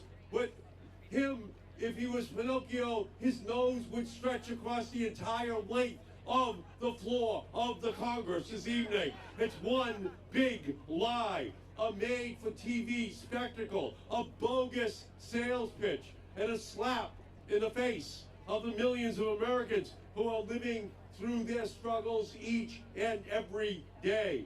Trump will stand before Congress tonight and say that everything is fine. He will say the economy is the best ever, while working families are drowning under the weight of health care bills and housing costs and food costs and Trump tariff taxes. He will say the system is working and that we need more corporate tax breaks, while the billionaire CEO cronies loot this country under the cover of manufactured crisis. He will say the country is safer while immigrant communities live in fear of masked agents ripping parents from their children, and innocent people are murdered in our streets at the hands of ICE thugs operating with impunity. This is not a State of the Union address. I will legitimize. So tonight, I stand with you with an urgent message. We cannot agonize. We must organize against Donald Trump in 2026. And we must fight back, because Donald Trump is doing to our country, and it is something that cannot be allowed to continue. Because I will not stand while this administration attacks immigrant families and uses ICE as his own private army to use a paramilitary force that terrorizes entire communities. I will not stand by while they gut our health care system, undermining Medicaid, Medicare, the Affordable Care Act, our education system, our environmental justice funding, and looting all of that money to give tax breaks to millionaires and to billionaires. I will not stand by while they target transgender people, demonizing trans kids, banning them from schools and sports, and trying to erase their very existence from public life. Trans rights are human rights. They cannot be trampled. I will not stand by while they roll back civil rights protections, undermine reproductive freedom, rig our tax code so that billionaires pay less while the rest pay more. Every time I vote against a Trump nominee or a Trump budget, I draw a line for you. A line between democracy and authoritarianism, a line between justice and cruelty, a line between government that represents we the people and one that glorifies we, the Epstein class. And I will keep drawing that line every single day. But I know that voting no is not enough, because what is at stake at this moment is not a single bill, or a single nominee, or even a single presidency. What is at stake is whether the United States of America remains a democracy that works for the many, or becomes a dictatorship that serves only the few. We are living in a critical moment, and we must fight back. Trump wants to scare us into submission, but when he rolls back our rights, we roll up our sleeves. And that means we must be louder, we must push back harder than ever before. So I'm here to ask every single person out in the crowd and online, will you fight for our future? Will you fight for our democracy? Because we know that we must defund and abolish ICE. We must get ICE out of our cities. We must remove RFK Jr. from any public health position that puts lives at risk. We must say out loud that vaccines work. We must fire Kristi Noem and Kash Patel for their lawlessness and complicity in the crimes that we have seen committed right before our eyes. We must reverse Trump's disastrous tax cuts for the wealthy and instead invest that in relief for working families. And we must save Medicare and Social Security and expand funding for Medicaid. We don't need endless warfare. We need universal health care. We need Medicare for all. The real security Americans need is a livable future. Affordable housing, free college, clean air, clean water, clean energy, and a Green New Deal. That is what we need. And we must impeach Donald Trump. We are not going to allow him to steal this election. We are not going to allow him to terrorize black and brown voters from going to the polls. We are going to stand up.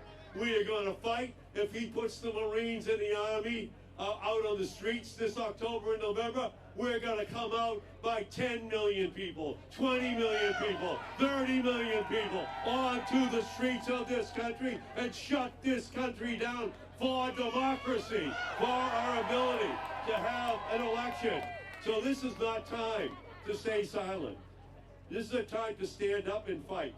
When the Minutemen and Minutewomen were taking on the most powerful military in the world, they were knocked down, they were not knocked out. They got up, they fought, they won. When the abolitionists fought, they were knocked down, they were not knocked out. They got up, they fought, and they won.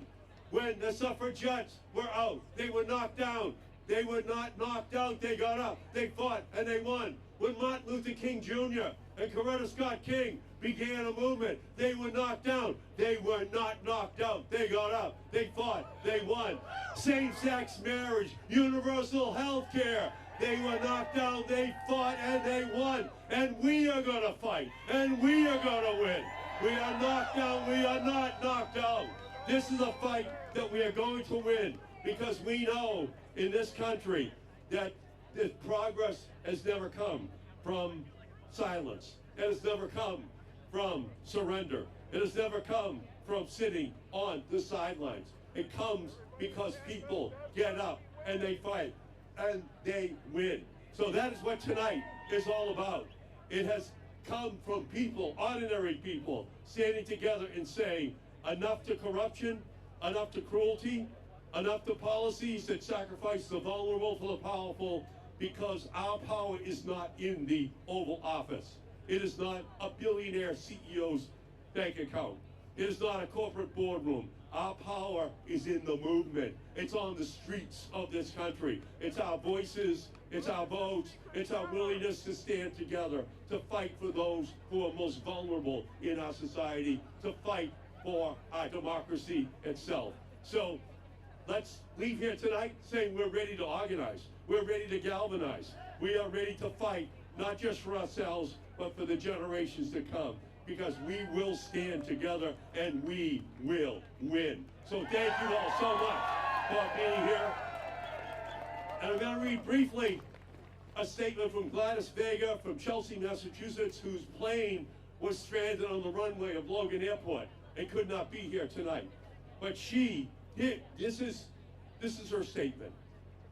As president of La Colaborativa, the largest Latin-led organization in Massachusetts, I'm grateful for the opportunity to address all of you tonight, even though I can't be there. Based in Chelsea, Massachusetts, we represent one of the communities hardest hit by the cruel, unjust tactics of ICE. In communities like Chelsea, the disappearance of loved ones is occurring every single day. Fear paralyzes the daily lives of countless residents, including those that protected us during COVID-19 and currently sustain the economy. In our city's downtown and storefronts, they are quiet, and sidewalks are desolate, with local businesses grinding to a halt. The Chelsea School District reports a major decline in enrollment and widespread absences, resulting in a budget deficit that will deprive children of education for future generations. Housing and infrastructure projects, a priority of Massachusetts, are collapsing, furthering unemployment and hardship. In communities like Chelsea, people are vanishing into thin air. Quiet mornings are punctuated by jarring violence. Students are assaulted by ICE agents sitting outside the high school. Hard-working residents are torn from their vehicles in front of their children. Families hopelessly search for signs of their loved ones who have stopped answering their phones, stopped replying to texts. They frantically call hospitals, scour social media, and come to La Collaborativa. This is the message of Gladys Vega to America tonight. It is that this must stop. This is un-American.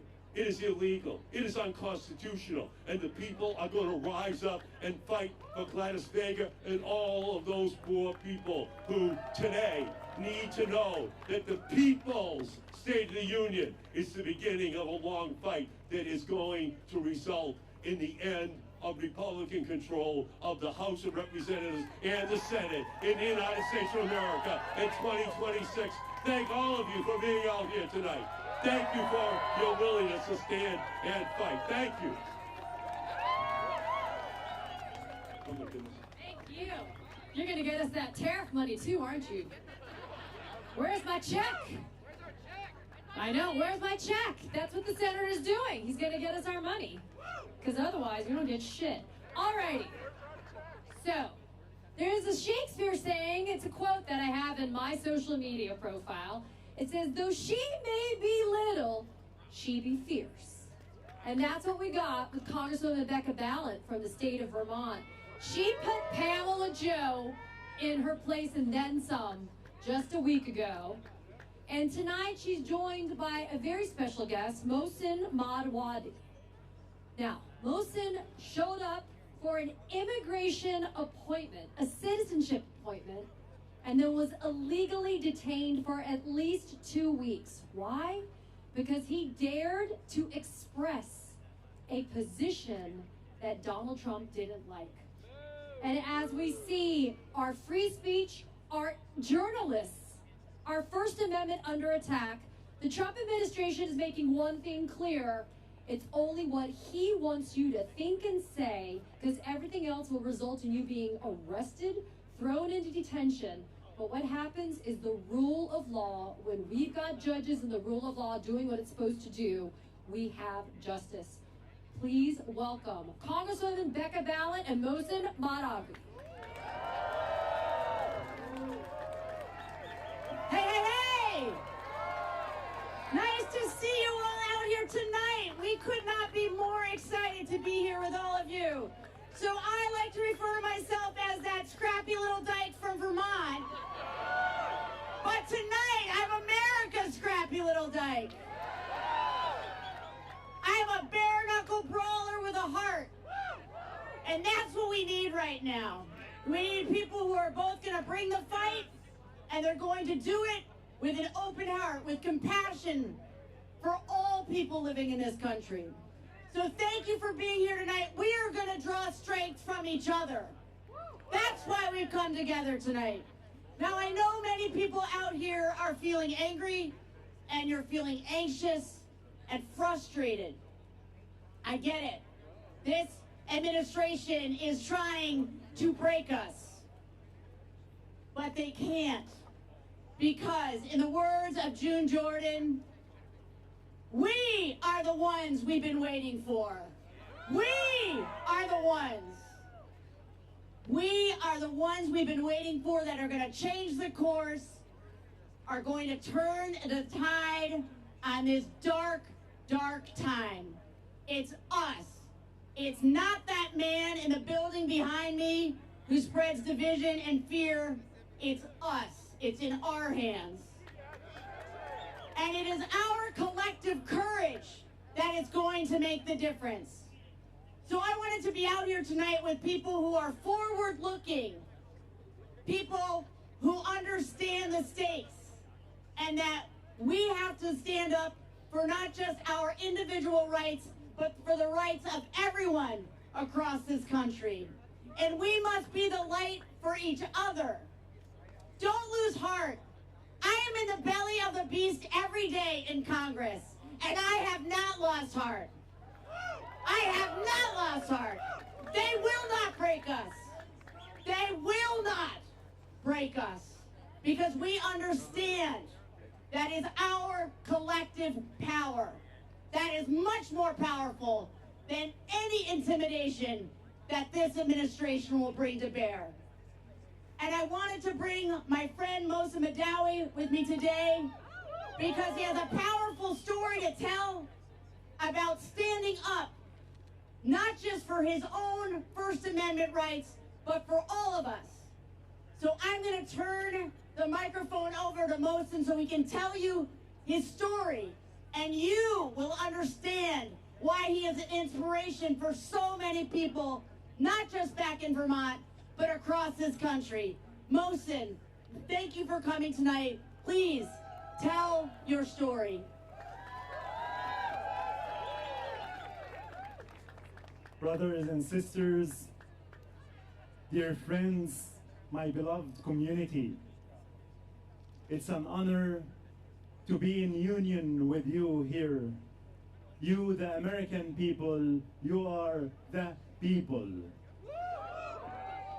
It's also my honor as a Palestinian refugee, a descendant of the Nakba survivors, to stand here in solidarity with and to carry the torch for justice and for peace with Congresswoman Becca Balint, who is also a descendant of Holocaust survivors, a Jewish woman. If there is light, this is part of the light.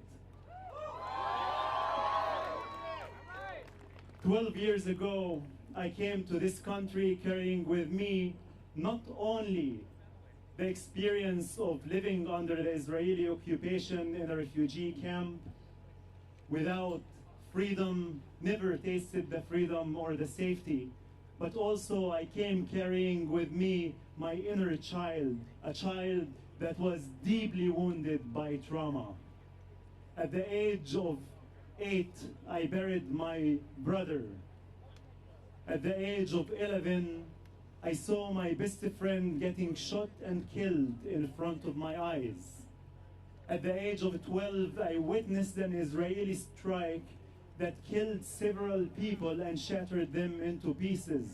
I collected their body parts in my own hands, peeling off skin off the wall and collecting fingers off the ground to put it in plastic bags to honor their lives.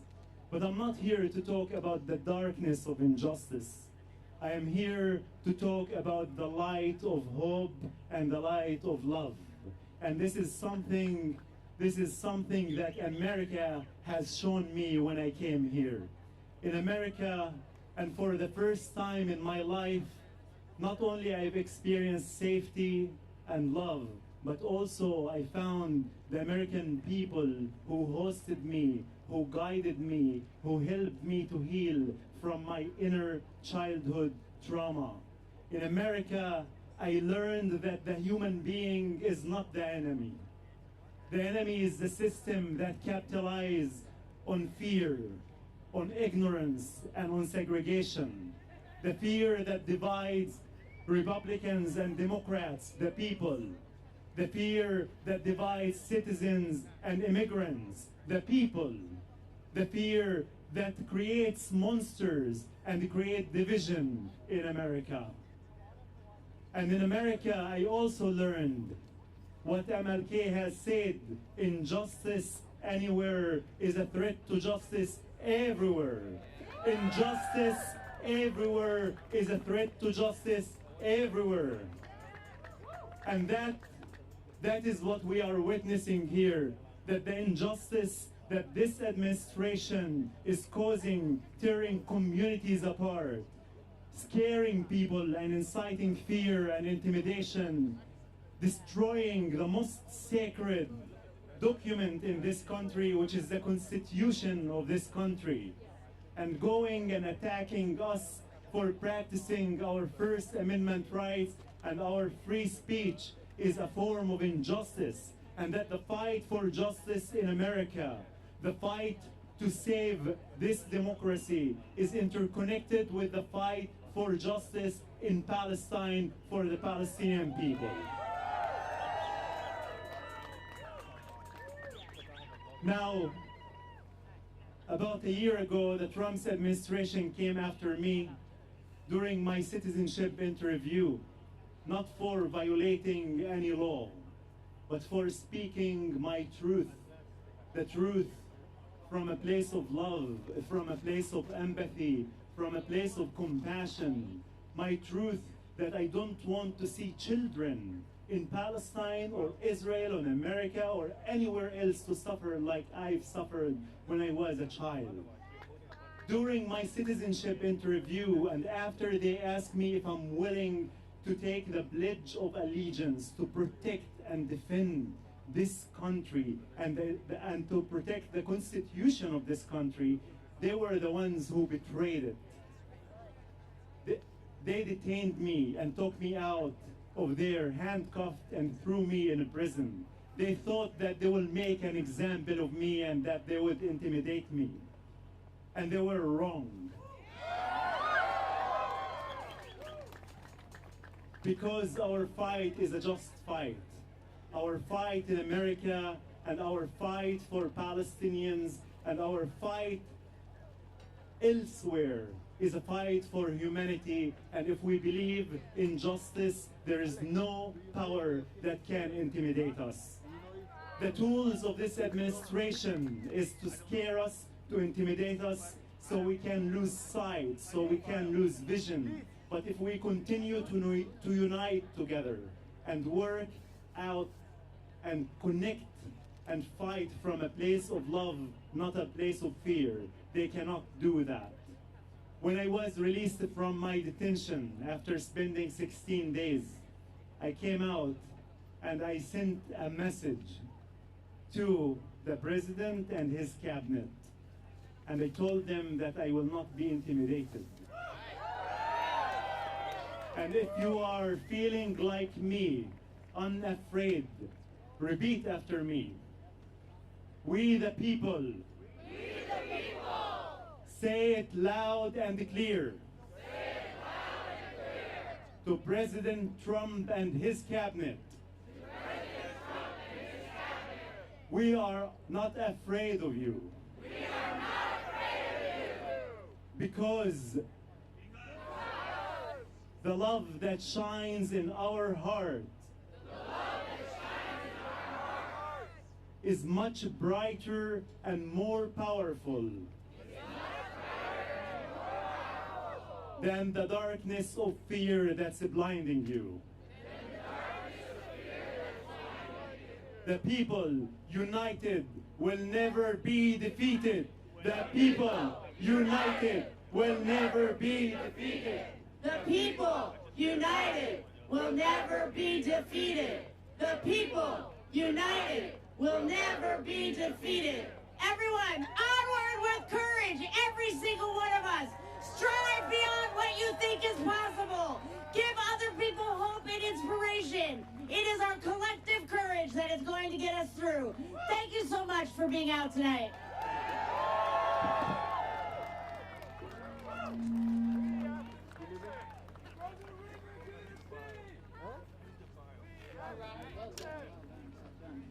All right, y'all.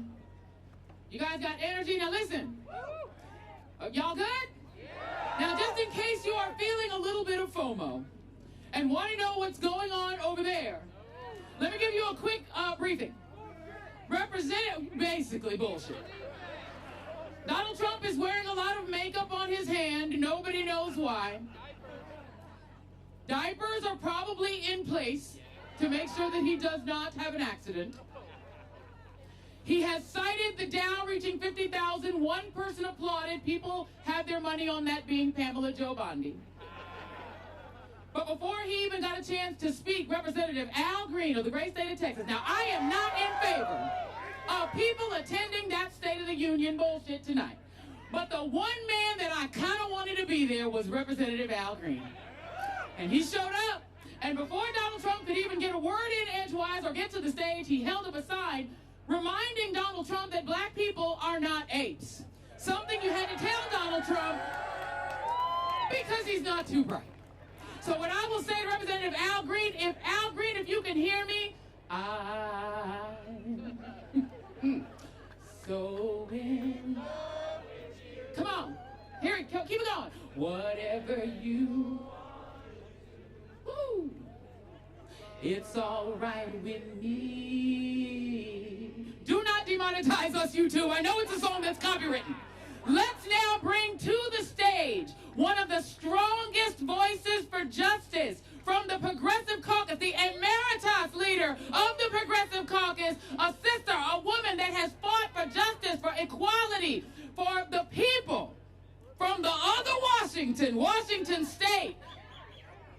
Please give a healthy round of applause for Representative, and she does embody that word, representative, Pramila Jayapal, and she is going to be, yes! And she is going to be joined by Lauren Hirsch, who is one of the leading legal voices fighting for the Epstein victims. Give them a round of applause. That Joy Reid can sing too? Hey everybody, it is so good to be with you. Thank you for being out here in the cold at the People's State of the Union.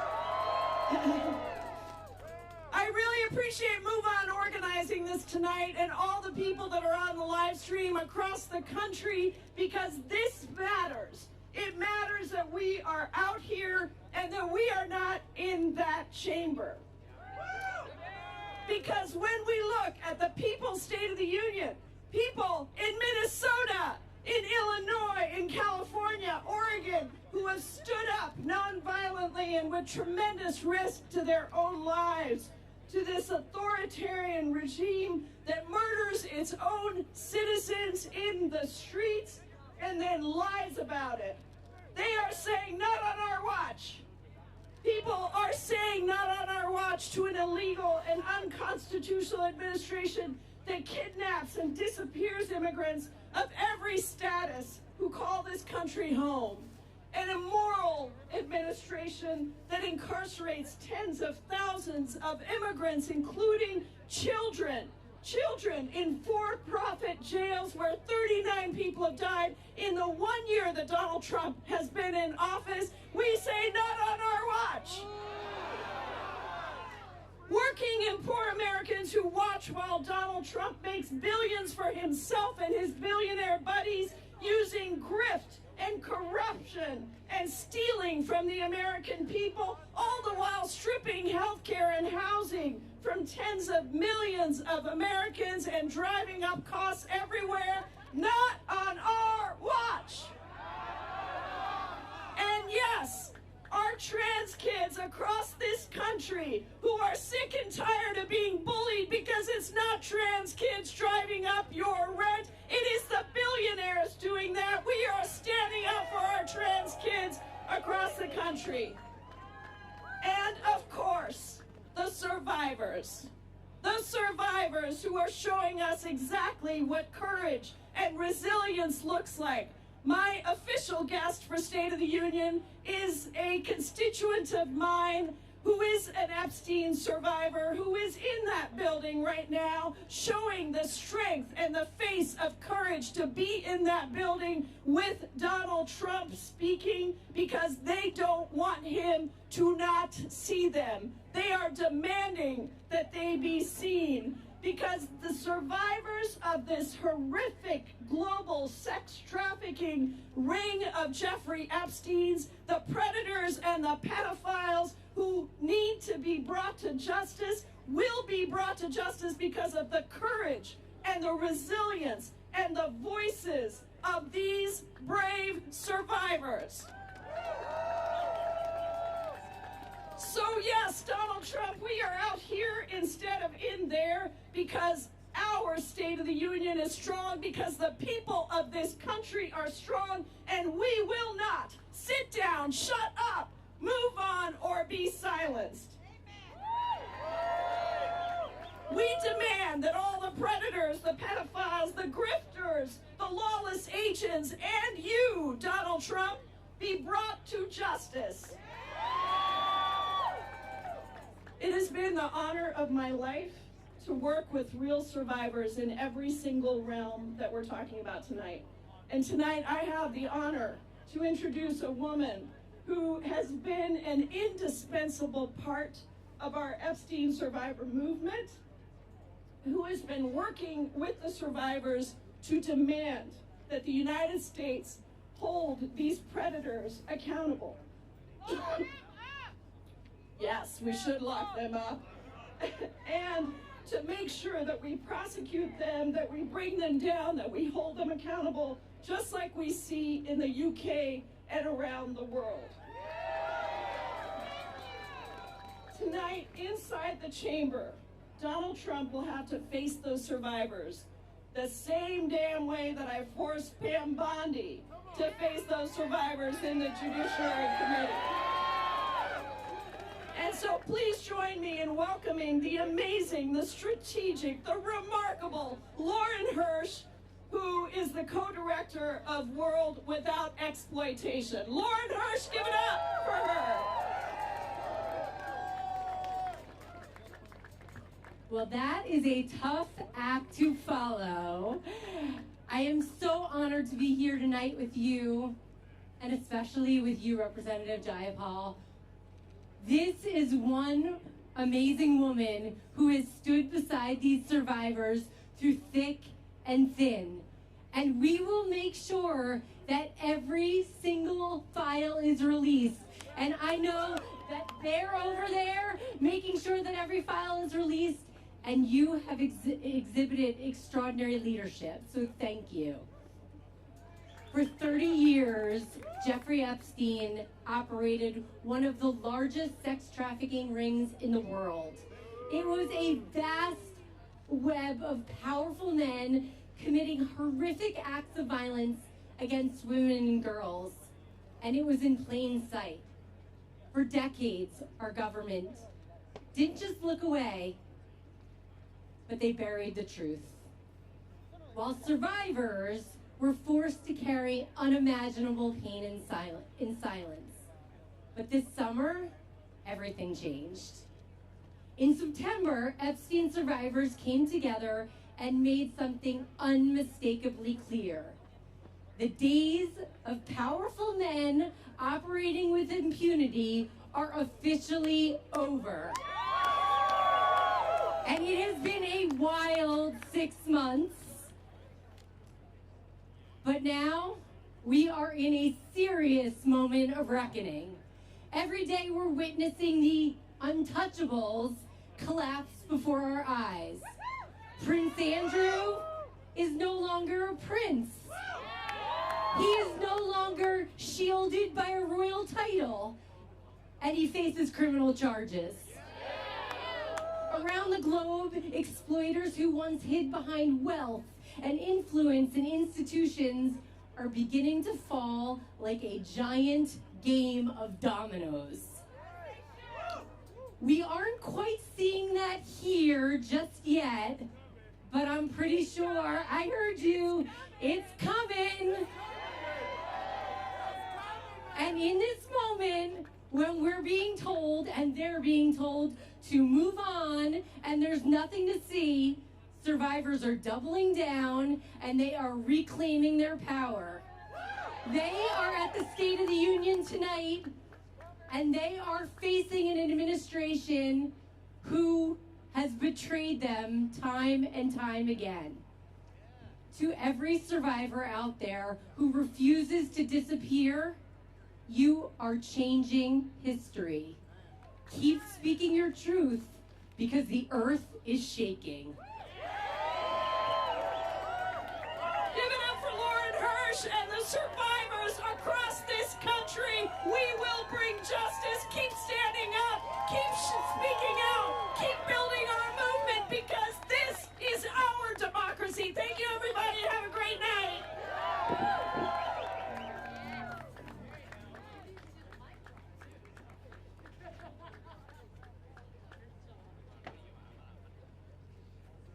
We even got a mic drop from the Congresswoman. So there's one thing that we've always demanded as Americans. We want consistency in the fighters that we have that are in D.C. And the next speaker is someone who did that for us when he was in the House. He's doing that for us as a senator. Once upon a time, There was a time when if people had the courage, they could have convicted Donald Trump in his first impeachment trial, and we wouldn't have to deal with this now. And the man who led that charge was a congressman from California by the name of Adam Schiff. And if there's anybody who understands what the rule of law is and the power of norms and institutions, it's Adam Schiff. And now as a senator, even though felon Trump, because look, you can be a draft-dodging, bone spurs convicted felon and still be in the Oval Office, Adam Schiff is now being targeted by the weaponized Pamela Joe DOJ. And yet Senator Schiff says, hell no, I'm not going to do it. Jeanine Pirro, hell no too. We have Senator Schiff here tonight.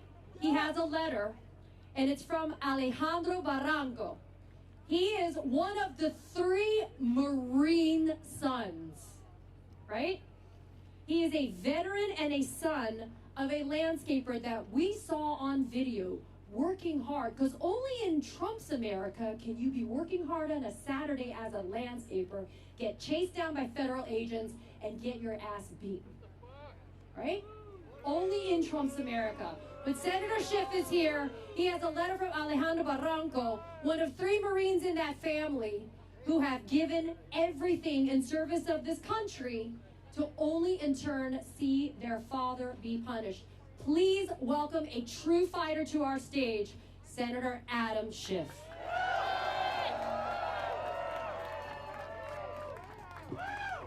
Thank you.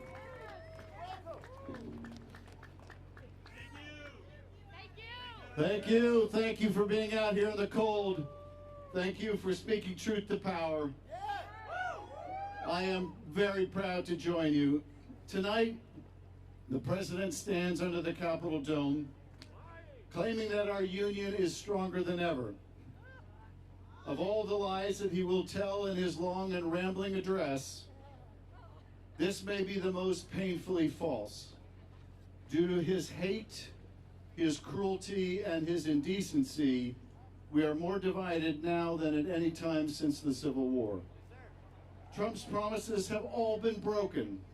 He promised to bring down costs, but inflation is up. He promised to bring back jobs, but manufacturing has fled. He promised to end trade deficits, but they have reached all-time highs. But no failure is more glaring, more significant, or more damning than his failure to bring our country together.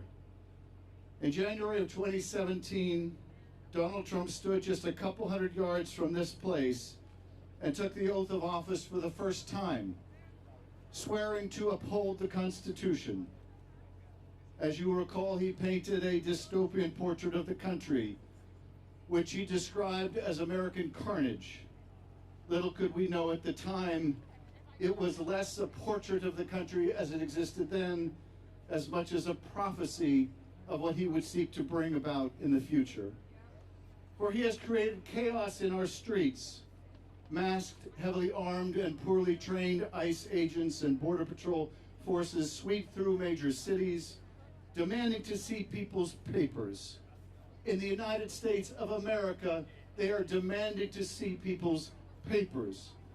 They have detained citizens and non-citizens alike, shot people dead through their windshields, and while laying face down in the street.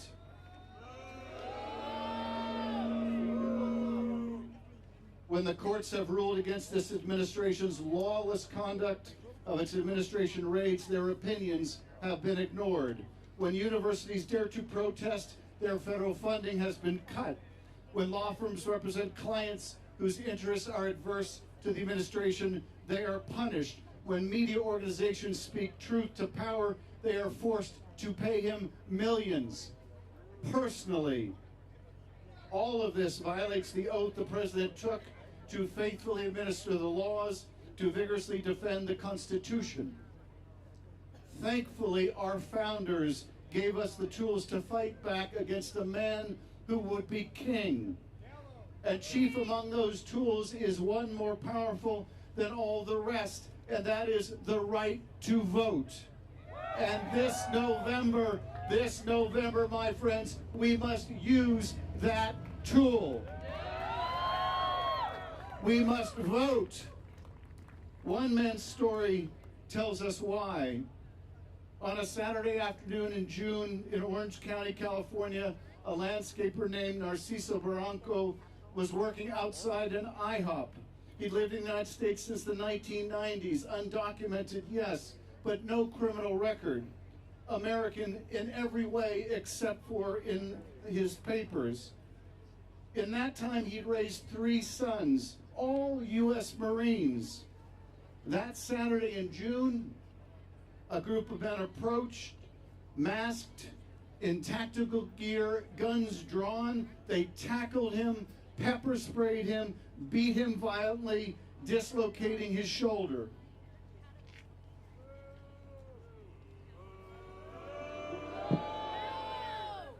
They detained him, no food, no water, no medical treatment for 24 hours.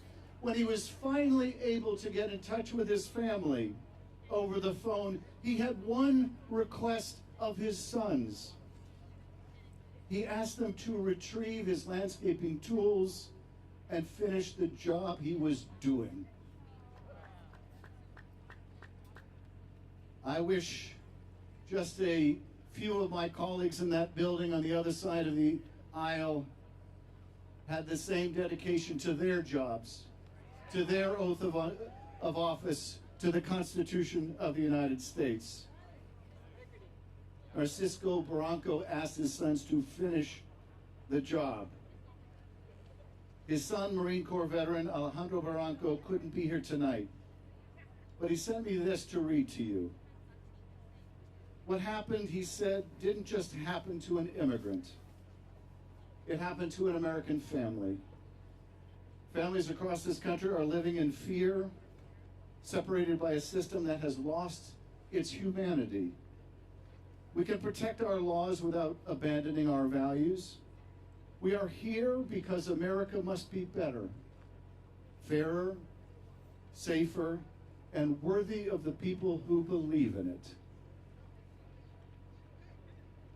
Now, just a few weeks ago, Narciso Barranco thankfully had his deportation case dismissed by a federal judge. But tonight we must all heed the words of Narciso Barranco.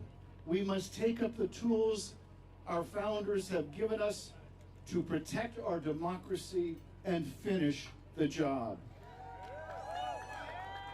Between now and November, the president will make every effort to discourage Americans from voting. He will make it harder to register and turn out.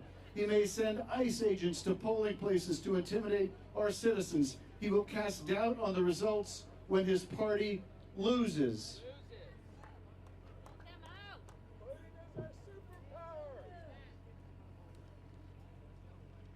Our response must be to work harder, organize better, turn out higher than ever before. We must view every obstacle placed in our way as a challenge to be overcome, with resilience, with defiance, as a gauntlet thrown down that we must pick up. The fight for our democracy is a fight worth having, for it is democracy that makes all progress possible. And it is a struggle we can win if we pick up the tools we have been given and finish the job. In November, are you ready to finish the job? In November, are you ready to throw the bums out? In November, are you ready to defend our democracy? In November, are you ready to push back, to fight back, and to save this country? Let us pick up the tools our founders gave us and let us finish the job. Thank you, and God bless you for being here. Thank you so much. Thank you.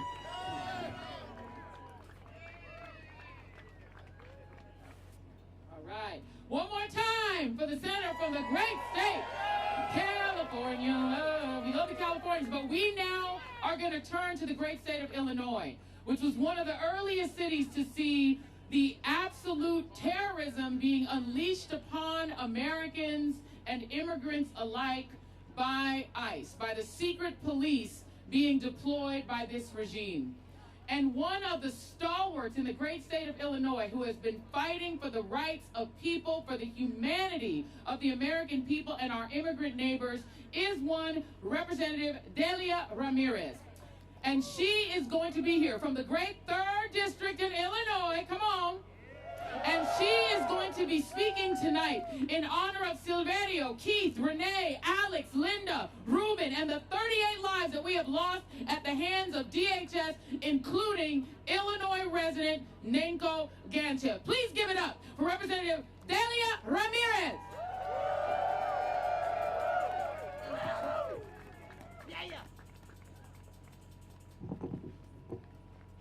Folks, in 5 months, you're going to be really hot. Just remember that, okay? I'm trying to remind myself of that. Well, hi, everyone. Buenas noches. As you heard, I'm la congresista Delia Catalina Ramirez, and soy la hija orgullosa de padres guatemaltecos, ciudadana de nacimiento por derecho y representante del Distrito 3, una comunidad que está en la calle luchando contra los fascistas todos los días. Yes, I said it in Spanish, because even as the fascists seek to diminish, to divide, and dehumanize us, we must remain powerful and defiant to fascists. You know, I talk a lot about the authoritarian playbook and how this administration casts the other as enemies, weaponize fear, perpetrate corruption, and reward cruelty and abuse executive power. But tonight I want to talk to you about the Trump and his administration and their abuse. They're abusing the power of government to persecute dissent. They're abusing immigration enforcement to terrorize us. They're abusing detention to punish our neighbors. They're abusing the military to occupy our cities. They're abusing federal resources to enrich their donors, their campaign donors. They're abusing the justice system to silence survivors, discredit victims, and avoid accountability. We need to see that everything that Donald Trump and his cronies are doing are interconnected abuse intended to intimidate us, to control us, and to try to destroy us. They want us small and they want us silent. And they've tried to silence us by chokeholds, by full body restraints, by criminal charges, by care withheld, by reckless chases, by people disappeared and even executed. But let me tell you, today in that gallery, my seat is empty. Representing more than the 40 lives we have lost to the violence of the Trump administration, who want our resources, our freedoms, our lives to advance their imperialistic, fascist, authoritarian agendas. But here's the thing. They can try to persecute us. They're going to try to terrorize us, punish us, occupy, and discredit us. But they will never, ever silence us. Am I right? Because el pueblo unido jamás será vencido. We are the legacy of the leaders who look at abusers in the eyes and refuse to be silent, and we fight back. So tonight I'm calling us to remember who we are. We are being targeted by a regime that wants to break our resistance, make an example of us, because in fact, we are strong. We are powerful, and we are unafraid. We persist, and we lift our voices. We defy their control because our resistance defies the state of the union. And here I can tell you that the state of the resistance is strong. So look, tonight, I'm not interested in moments of silence. I'm not willing to sit there silently while the abuser-in-chief lies, manipulates, and gaslights the American people. I stand with el pueblo, with the people, defiantly speaking the names of Silverio, Keith, Renee, Alex, Linda, Ruben, and the 38 people who have died in ICE detention since the start of 2025. I'm talking about Lorth, Eber, Victor, Paradi, Luis, Geraldo, Luis, Nenko, Delvin, Fard, Jean, Shiraz, Pete, Francisco, Kai, Gabriel, Hassan, Leo, Miguel, Hubin, Norlan, Ismael, Santos, Oscar, Lorenzo, Chufang. My fingers, one moment. Tien, Isidro, Johnny, Jesus, Abelardo, Marie, Nan, Brian, Juan, Mesquin, Sarahwed, and Henry.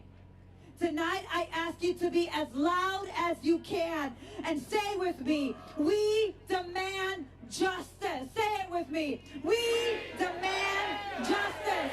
We demand justice.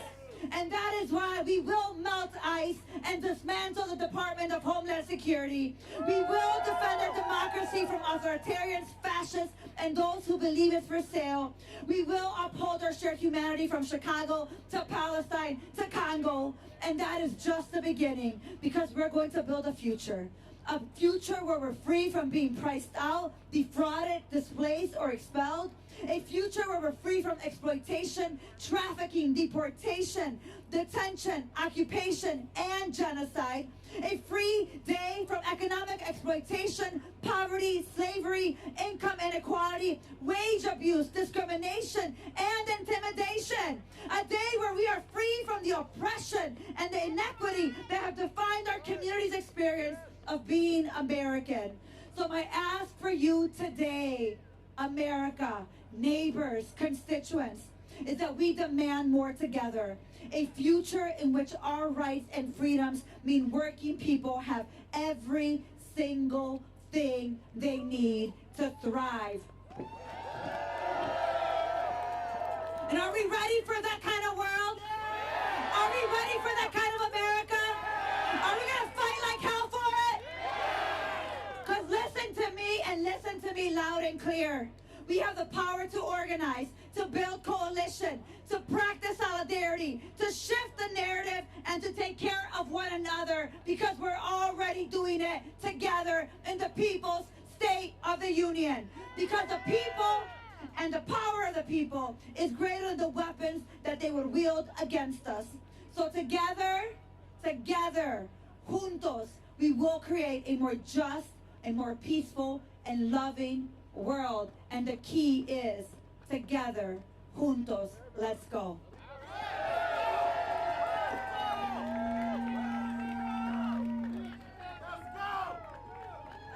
And let's abolish ICE while we're at it, huh? Muchas gracias.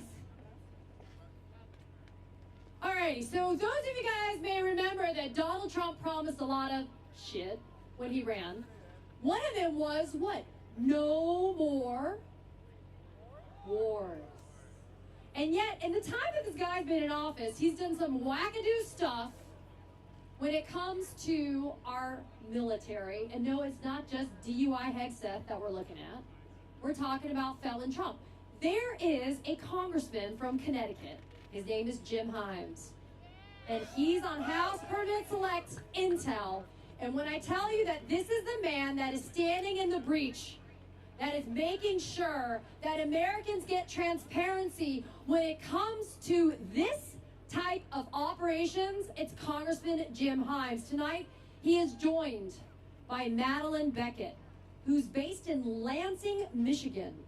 And she lives in a mobile home park that's been bought out by private equity, of course. Profits over people. Since that takeover, she's had unbelievable, horrible experiences, including huge unexpected fees, undrinkable water, and an end to necessary maintenance. How are we supposed to live? Please welcome to our stage Congressman Jim Himes and Madeleine Beckett. Thank you, Katie, and thank you all. Thank you, America. Thank you, resistors. Thank you for people of goodwill. Katie's exactly right. I spent a lot of time on national security, but what does it mean to have national security if we don't have housing security, if we don't have economic security, if we don't have dignity? What does national security mean? I am so happy to be with you tonight because I caught the very beginning of that speech, and I heard President Trump say that we're the hottest country, that everything is fine, that people are richer and better and bigger than ever before. I don't know who he was talking about. Maybe he was talking about Ivanka. Maybe he was talking about Jared. Maybe he was talking about his billionaire cabinet members. But you know what? He wasn't talking about us. He certainly wasn't talking about Madeline. He wasn't talking about the tens of millions of people like Madeline Beckett of Lansing, Michigan, who, like so many Americans, worked 45 years, day in and day out, showing up for the job, raised a daughter, and now struggles to make ends meet in this richest, hottest country in the world. How does that work? You can't do much in this country if you can't afford a home, if you can't pay the rent. Too many of my constituents have given up on the idea that their kids might live in the communities in which they grew up. They have given up on the idea that they might advance and maybe save a little something for retirement or to educate their kids, because we have a housing crisis in this country. We got to build 5 million units just to get back to a place where Americans can afford housing. And in the meantime, hardworking, middle class, true Americans, and by true Americans I mean people who go to work every single day and who at the end of the week worry a little bit about those bills who are coming in the coming week. Real Americans who understand what it is to live in this country and to work hard and to live with dignity are getting squeezed out. There have been a lot of politicians up here tonight, but we got to never lose sight of who it is that we're fighting for. And so for that reason, it is my profound honor to introduce you to Madeline Beckett of Lansing, Michigan. Madeline, thank you so much for being with us here tonight. This, by the way, is the first time that Madeline Beckett has spoken in front of a crowd. So we're going to help her along. Big round of applause for Madeline Beckett.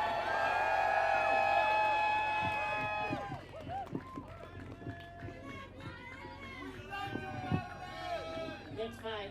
Thank you. Yes, I'm nervous. My name is Madeline Beckett. I'd like to thank all of you for having me here tonight. I'm very honored. I live in Windsor Estates, a manufactured home community in Diamonddale, Michigan, just outside Lansing. I'm here tonight because private equity has stolen my retirement, turned my life upside down, and soon will leave me homeless. I spent 45 years working as a bookkeeper. I traveled a lot for my job, so living in manufactured communities has always been convenient and affordable. They were good places to live, they were safe, neighbors looked out for one another, upkeep was easy, and we could count on maintenance by the park owners. The best park I lived in was Windsor Estates, which convinced me that's where I would go back to buy my last home that I'd get to pick. I made a financial plan to determine what I could afford, and I bought my last house in Windsor. And it was great. It was exactly what I hoped for, and it was a good neighborhood. Then the private equities came along, and the first place they bought was only there for 6 months. Then they bought, just sold it to another firm, another private equity, and they took advantage of the fact that we're trapped. We can't move our homes. They raised the rent. They added all kinds of fees. They reduced their staffing. And they bleed people like me dry. They're now charging us water, which used to be included in the rent, and that's over $100 a month. Plus, we get to pay them an administration fee and pay for our trash, which also was included in our rent. Thank you. The best thing about it is we paid, excuse me. Oh, I'm sorry. Yeah, the government subsidized the buying of our park with a loan from Freddie Mac.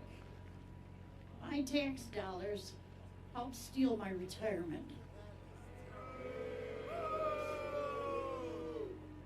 After all the added costs, I am now on the verge of being homeless.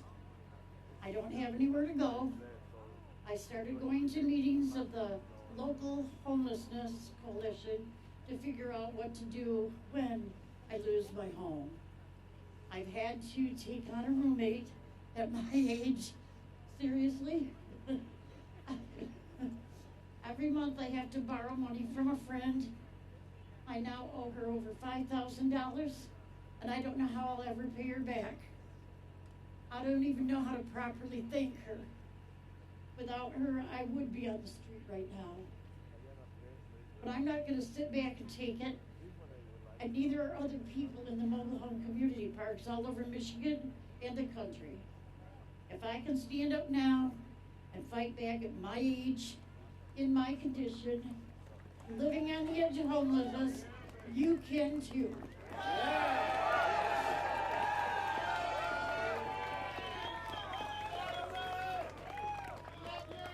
We need all of you here to put limits on how much these corporate landlords can raise our rents, and we need it now.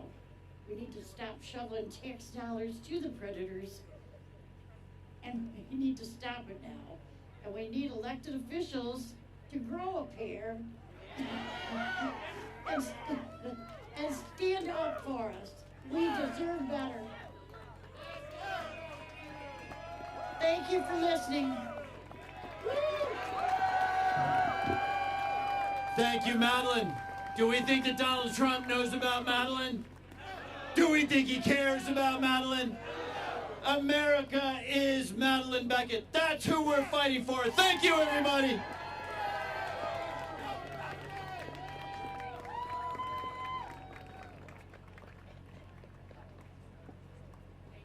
Thank you so much. One more time for the senator and for Madeline.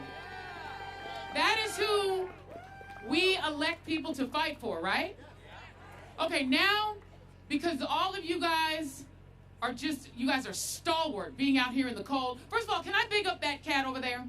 Can we please acknowledge bringing a little of the Portland magic? We love a fairy tale creature. I just want to thank you for being creative and being in this space. Please give a round of applause to the yellow cat, everybody, please. No king's cat, no king's kitty over there. We appreciate it.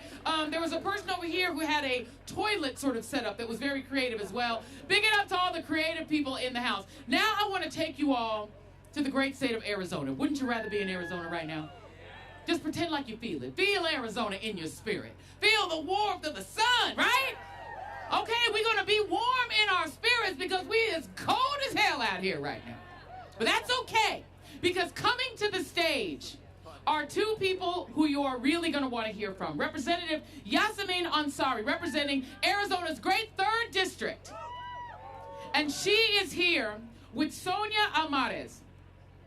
And Sonia Almarez, I should say. Sonia Almarez is the partner of Yadi Marquez, who has leukemia and who has suffered severe medical neglect for more than a year at the Eloy Detention Center in Central Arizona. These are literally the kinds of stories and nightmares that are taking place in the Trump-Epstein era of the United States. So please give a warm round of applause and show some love to Representative Ansari and to Sonia Almarez.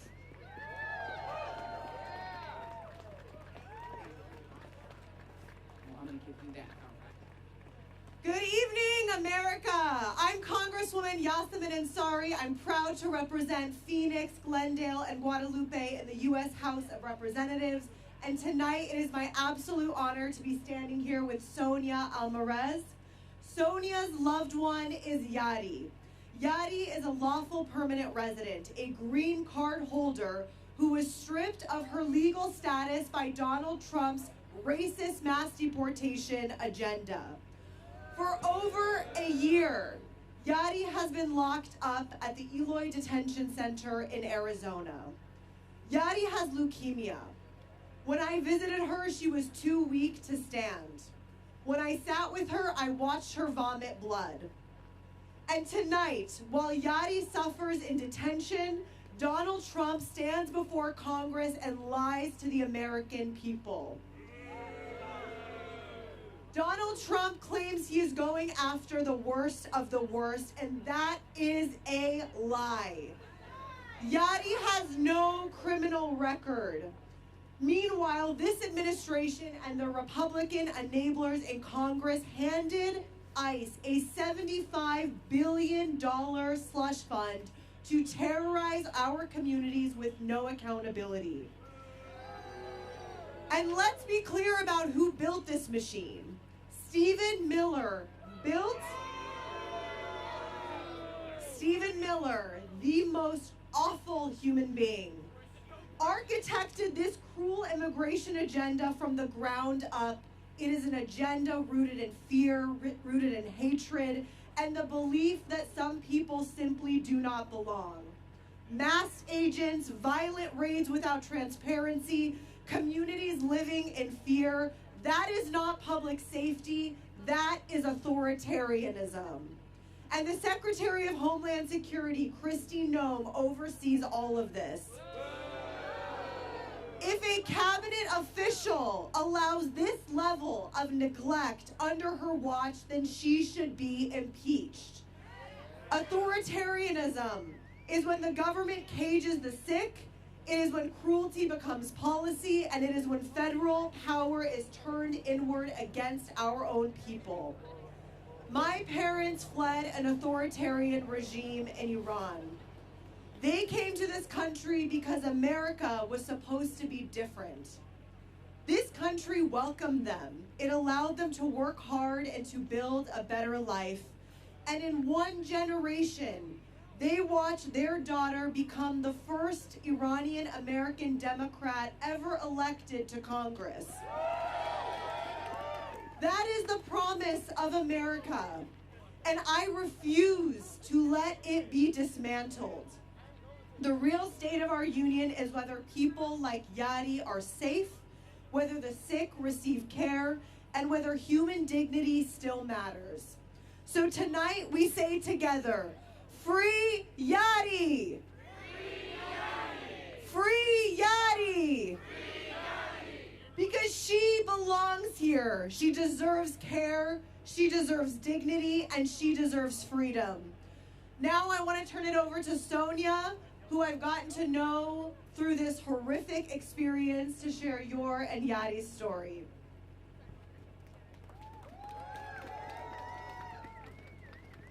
Thank you, Congresswoman Ansari.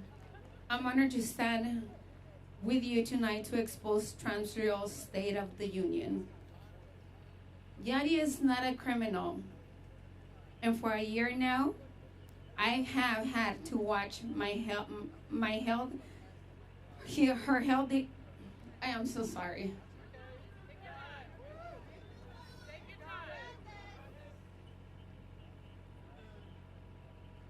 For a year now, I have had to watch her health deteriorate at the hands of ICE. Yadi has lost over 70 pounds. She's been coughing up blood for months on a daily basis now.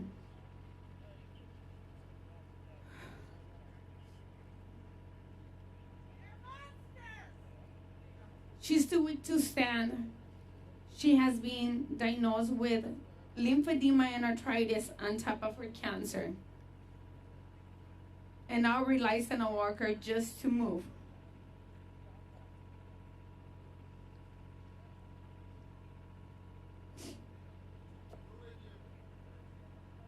Her suffering is preventable, yet ICE has denied the basic medical care. Yadi es una compañera amorosa, amiga y miembro de la comunidad que merece dignidad humana. We demand her medical release immediately. Exigimos su libertad inmediata para su cuidado médico. Let us get her back to health so she can continue to fight her immigration case.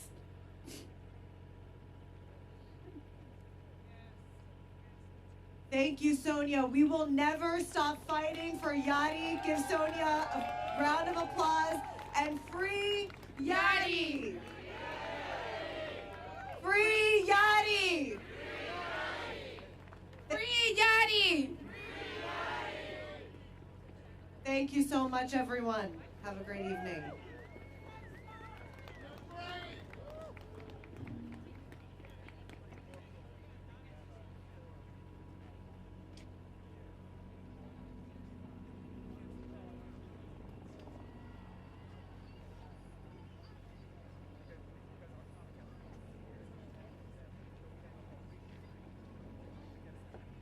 We appreciate all of you still being out here. We know it's cold, but this mission is very important. We now have the privilege of being able to listen to Charlene Rochard, a model and actress, and perhaps in her most important role, an advocate. She is a survivor of the horrors of Jeffrey Epstein. She has bravely spoken publicly about her experiences of being trafficked as a child, sustaining and suffering from the sexual abuse at the hands of Jeffrey Epstein, and the exploitation of her, and I want to underscore, as a child. And yet the Republicans continue to want to hide from the American people and from the world the transparency that Charlene and the other Epstein survivors deserve. Charlene, this is your time. Thank you. Thank you. I am grateful to Congresswoman Randall for welcoming me as her guest for the State of the Union. And I appreciate all of you for giving me the opportunity to share my voice tonight. Thank you. My name is Charlene Rochard, and I stand before you not just as a survivor, but as a mother, a woman, and a citizen who believes deeply in protecting the next generation. People often ask how I found the courage to speak publicly about something so painful. The truth is, I didn't find that courage alone. For years, I carried the weight of my experience in silence. And then a longtime friend, someone who remembered the vivid details of my past interactions with Jeffrey Epstein, encouraged me to reclaim my voice. When I finally stepped forward to tell my truth, I found myself surrounded by a sisterhood of survivors who lifted me up and reminded me that none of us walk this path alone. But I want to be honest about something that rarely gets said out loud. What happened to us didn't end when the abuse ended. Epstein's manipulation and coercive control changed the trajectory of many of our lives. Some of us went from thriving, working hard, building careers, feeling hopeful, to being unable to work at all. Some fell into depression. Some carried shame that was never ours to carry. For many of us, it has taken decades to overcome the impact of what happened, decades to heal, and decades to speak. And that is why I'm here tonight. I am speaking out because the next generation deserves better. Our children deserve a world where powerful people cannot harm others without consequence. They deserve a world where survivors are protected, not punished, for telling the truth. They deserve a world where silence is not the price of safety. I also want to say something that often gets lost in the noise. I believe that most of humanity are good people. Compassion, love, and peace are not abstract ideals, but are lived values. I've seen them in the survivors who hold each other up. I've seen them in the advocates who refuse to look away. I've seen them in the people who quietly reach out and say, "We believe you." Tonight, as we gather for the People's State of the Union, we are reminded that protecting children is not a partisan issue. It's a human one, and it requires all of us, including every community, every family, every survivor, every ally, to all stand together in unity. My hope is simple, that by sharing my story, I help create a space for others to share theirs, and that together we build a future where no child's life is derailed by someone else's abuse of power, and no survivor has to wait decades to be heard. Thank you for listening. Thank you for believing in survivors. And thank you for standing with us as we fight to protect the next generation.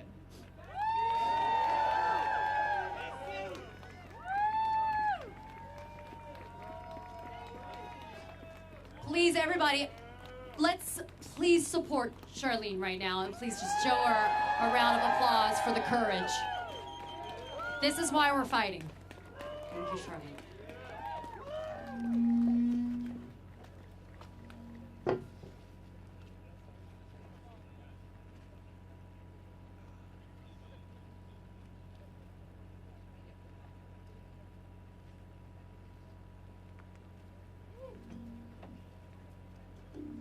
Look, it got real on this stage, right? I mean, I think a lot of the time, Katie, people feel like politics it's just theoretical. It's just people giving speeches. It's just people talking. But these stories that you've heard tonight, this is the reason that we elect people to office, because these are not theoretical problems. These are human tragedies, and they're all man-made. Orange man-made, specifically. And what's happened to some of these folks, it is criminal. And somebody ought to go to prison for it. For abusing, it is unbelievable that we live in a country that has a Justice Department and so much injustice is being done under its nose. This is shameful. These stories that we've heard tonight, this should not be happening in the United States of America. And so this is not about speeches. This is about change. We have to stop this regime. We have to stop this regime. Joining us now, we are gonna introduce 4 really important guests, because we really want you all to take these stories in, okay? Exactly. Other countries are managing to hold people accountable, and the United States of America is not capable of holding people accountable. We are creating concentration camps and letting people suffer and die incarcerated for no reason other than being brown. Come on now. Come on now. If we can't do better than that, I don't even know what to tell you. Let's introduce these guests, my friend. These are the voices, and this is why we're here tonight at the People's State of the Union, the People's State of the Union.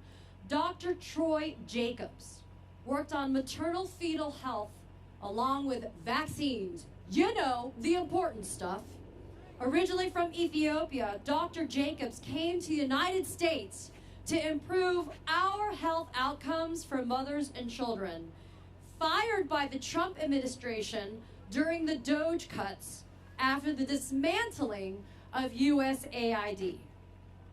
We're also joined by Yvonne Rodriguez and Alice Goldberg, a music teacher who owns her own small business, whose premiums jolted after Trump's big bullshit bill, and Marlon Ricardo Camejo, whose citizenship appointments were canceled by whom? By Kristi Noem, because she's too busy flying around in her $1,000,000,000 jets. These are the guests, these are the people that you're supposed to be hearing from tonight, not from convicted felon Donald Trump.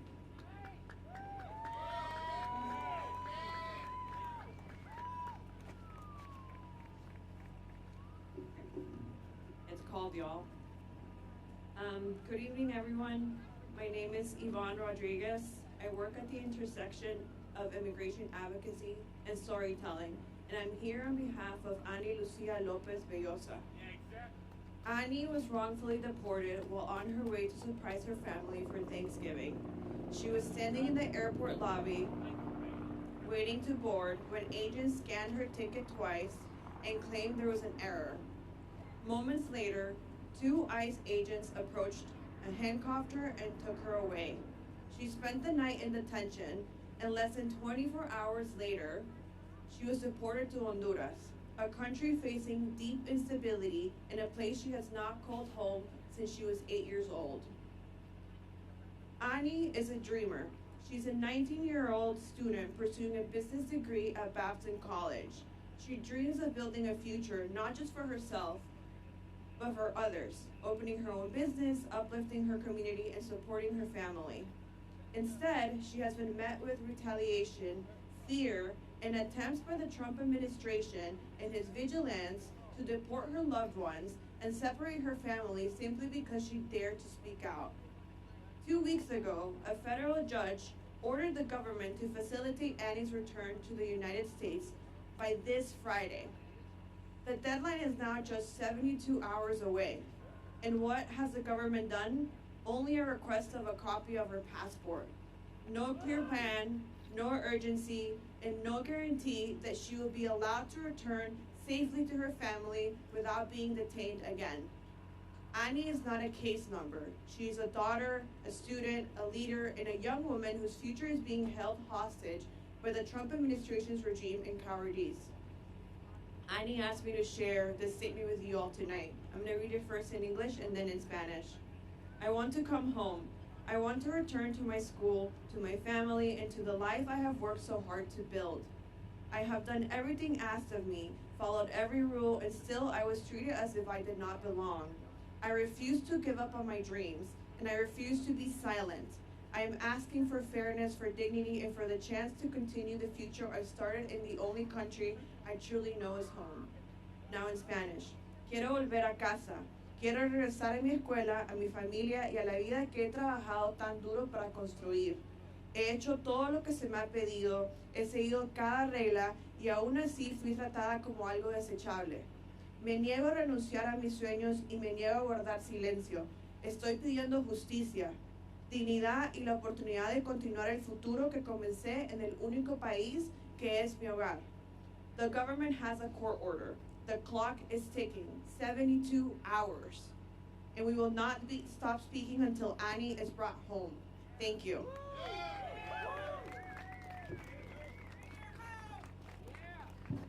Good evening, Washington, D.C. I'm Marlon. I'm coming from the great state of Connecticut. I'm son, and also I'm an immigrant. I'm Cuban immigrant that came to this country 3 years ago. I'm here talking on behalf of my dad, Moses Ricardo, that he came to this country 17 years ago, escaping from a dictatorship in Cuba, which is crazy. It was so tough regime, and now 17 years later, my dad has to face another authoritarian regime in the U.S. So it's crazy. So 17 years later, my dad's been here working so hard, doing his best, fighting with the fire in California, helping people in the hurricane in North Carolina. Now the administration, this Trump administration, told him that he's a threat for this country. And he cannot become a citizen because he's a threat. There is nothing that can prove more that somebody's not a threat than 17 years working and supporting the country that he loves. I came to this country, he was the one that taught me to love the greatest nation in earth, but that's not what we're seeing. As I said, I'm coming from a regime. It's so important to remark this. So Castro and so many other dictators, they were elected. So those that said, okay, this guy is not a dictator, is not going to be a dictator because people elected. No, that's not the point. He can do it. We are not going to let him. That's for sure. We are not gonna let this guy be a dictator. All right, we have two really good people behind us that's gonna fight it, and we have to support him too. All right, how are we gonna do that? First of all, go and voting. So we're gonna vote, and we're gonna take all these people, haters, out of the Congress. And how also we're gonna continue fighting, doing this, standing up, no regrets, just push forward, we got this. And I wanted to make sure that you guys understand, all the people that talk about, this is about criminals, this is about illegals. My dad is a green card holder for 17 years. He came here legally, no criminal records, but I don't want him to become a citizen because he's a threat. This is not about nothing like security or nothing like that. This is about racism. If my dad would be white, he's okay, but he's not. He came from a poor country that just pursuing happiness, like so many other people, and that made him a criminal, maybe. So, and I'm so happy and glad to be here, being part of this great event, because we are the people of the State of the Union. We are the people. That's the most important part of this. We are the people. The people is America. America is not a president. America is not an administration. You guys are America. We are America.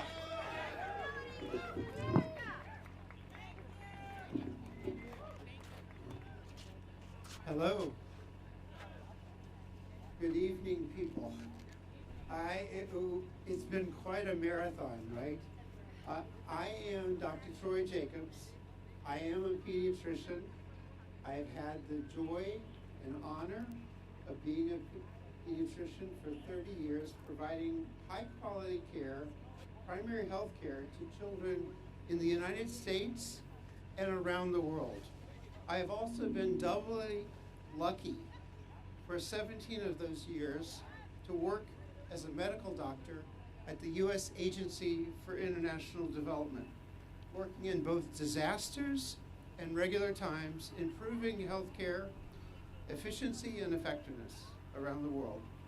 Unfortunately, this all came to an abrupt end in February of 2025 when I was in Ethiopia while ensuring that life-saving child health care occurred.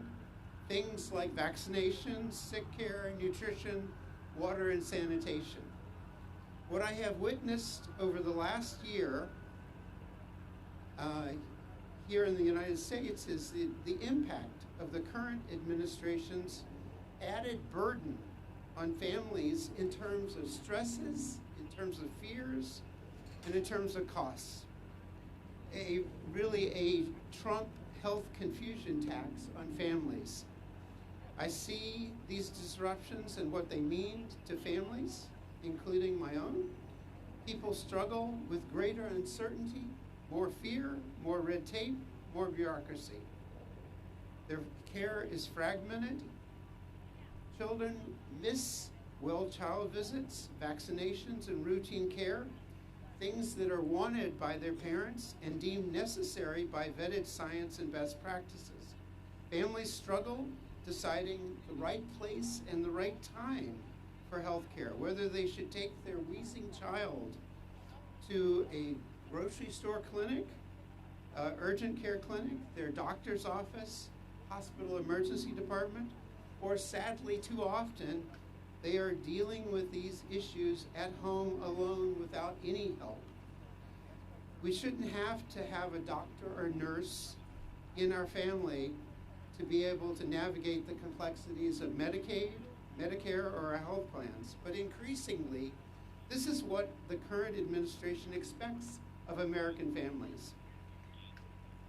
We need to come out of the cold and darkness of the last year and double down on eliminating the administration's health confusion tax. We need to return to good science, evidence-based guidance, and good practice. And this includes including humans in the loop, people like parents, pediatricians, nurses, and other child health providers, so that we have a place where pediatricians, nurses, and parents are not overburdened with the administration's health confusion tax. Thank you. Hey, I'm Alice. My artist's name is Melting Virgo, and I find myself here on stage tonight because my health care that I purchased through the Maryland Exchange went from $28 a month to $248 a month. Last fall, before the federal subsidies were cut, I was beginning to look into buying my first home that could double as a lesson studio, but that is just not a viable option anymore. But let me rewind. I earned my master's degree in energy and environmental public policy from the University of Maryland, College Park. Go Terps! So naturally, I ended up becoming a self-employed piano and voice teacher. Since I work on the weekend and during after-school hours, I spend a lot of time advocating for these policies that I care so much about. And sometimes my students take notice when I come back a little sweaty. And one of them said to me one time, "Wait, we can do something about climate change?" She's 12, and she didn't know. And that made my blood boil. A 6-year-old just the other day turned to me and said, "People are bad for the planet." I had to tell her, no, people aren't bad for the planet, but there are some people who are bad for the planet, and that is the billionaires who profit off of keeping us sick. They pollute our communities, predominantly Black and brown communities, and then they make us pay the price. This administration is removing every single safety net imaginable just to turn around and give corporate welfare to the Epstein class. Every time federal lawmakers say that we don't have money to fund public services like healthcare, they are lying. We can make high-quality healthcare, education, transportation, and housing accessible for everybody. We can balance our relationship with our environment through indigenous leadership, and we must liberate everyone who's been abducted by ICE. This takes revolutionary optimism, and it also needs real-world organizing, which is why I recently joined my local chapter of the Democratic Socialists of America. No more doom scrolling. We must show up and create hope. One of the best ways I've found to create hope is to sing. I have a song that I wrote last summer in solidarity with our neighbors who are being abducted by ICE. It is in English and Spanish at the same time, and it needs some crowd participation, so I hope that you'll join me. And I'll also invite Joy up quickly to get this song going. And I'm putting her on the spot. She's never heard this song before. Okay, so I need you to hold down the underlying chant. We're going to do that in English, okay? It goes, "They cannot imprison us all, they cannot imprison us all, they cannot imprison us all, they cannot imprison us all, they no pueden encarcelarnos a todas, no pueden encarcelarnos a todas, no pueden encarcelarnos a todas, no pueden encarcelarnos a todas, no pueden encarcelarnos a todas, no pueden encarcelarnos a todas, no pueden encarcelarnos a todas, no pueden encarcelarnos a todas. Imprison us all, they cannot imprison us all. Woo! Okay. I think I did okay. You did amazing. Yes. You get an A. I don't give grades, though. We just go on vibes, and the vibes were immaculate. Thank you so much. Thank you very much. Let's give another round of applause to all of these amazing assets to the community of the United States of America. This is what we want. Here's my suggestion. Maybe we should deport Donald Trump. What do you think? Keep all of these beautiful people and deport Trump. Katie Faye, How are we going to end this beautiful, wonderful evening? We're telling everybody who's here. Well, first of all, Joy and I want to say the following. We want to say thank you to the members of the press that are here, that have been here in the cold, documenting this. This is important. So we appreciate all of you that are here, that have been here. We also appreciate all of you diehards that have stayed here, and everybody who's watching us on the live streams.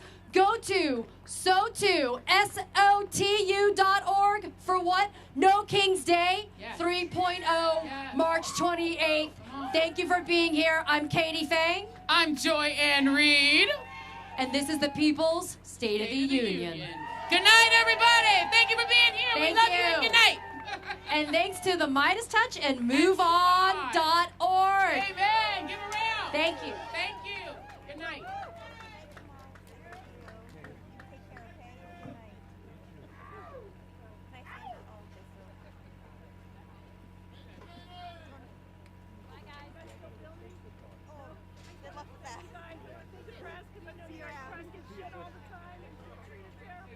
And I want you to know how much we appreciate you. Thank you so much.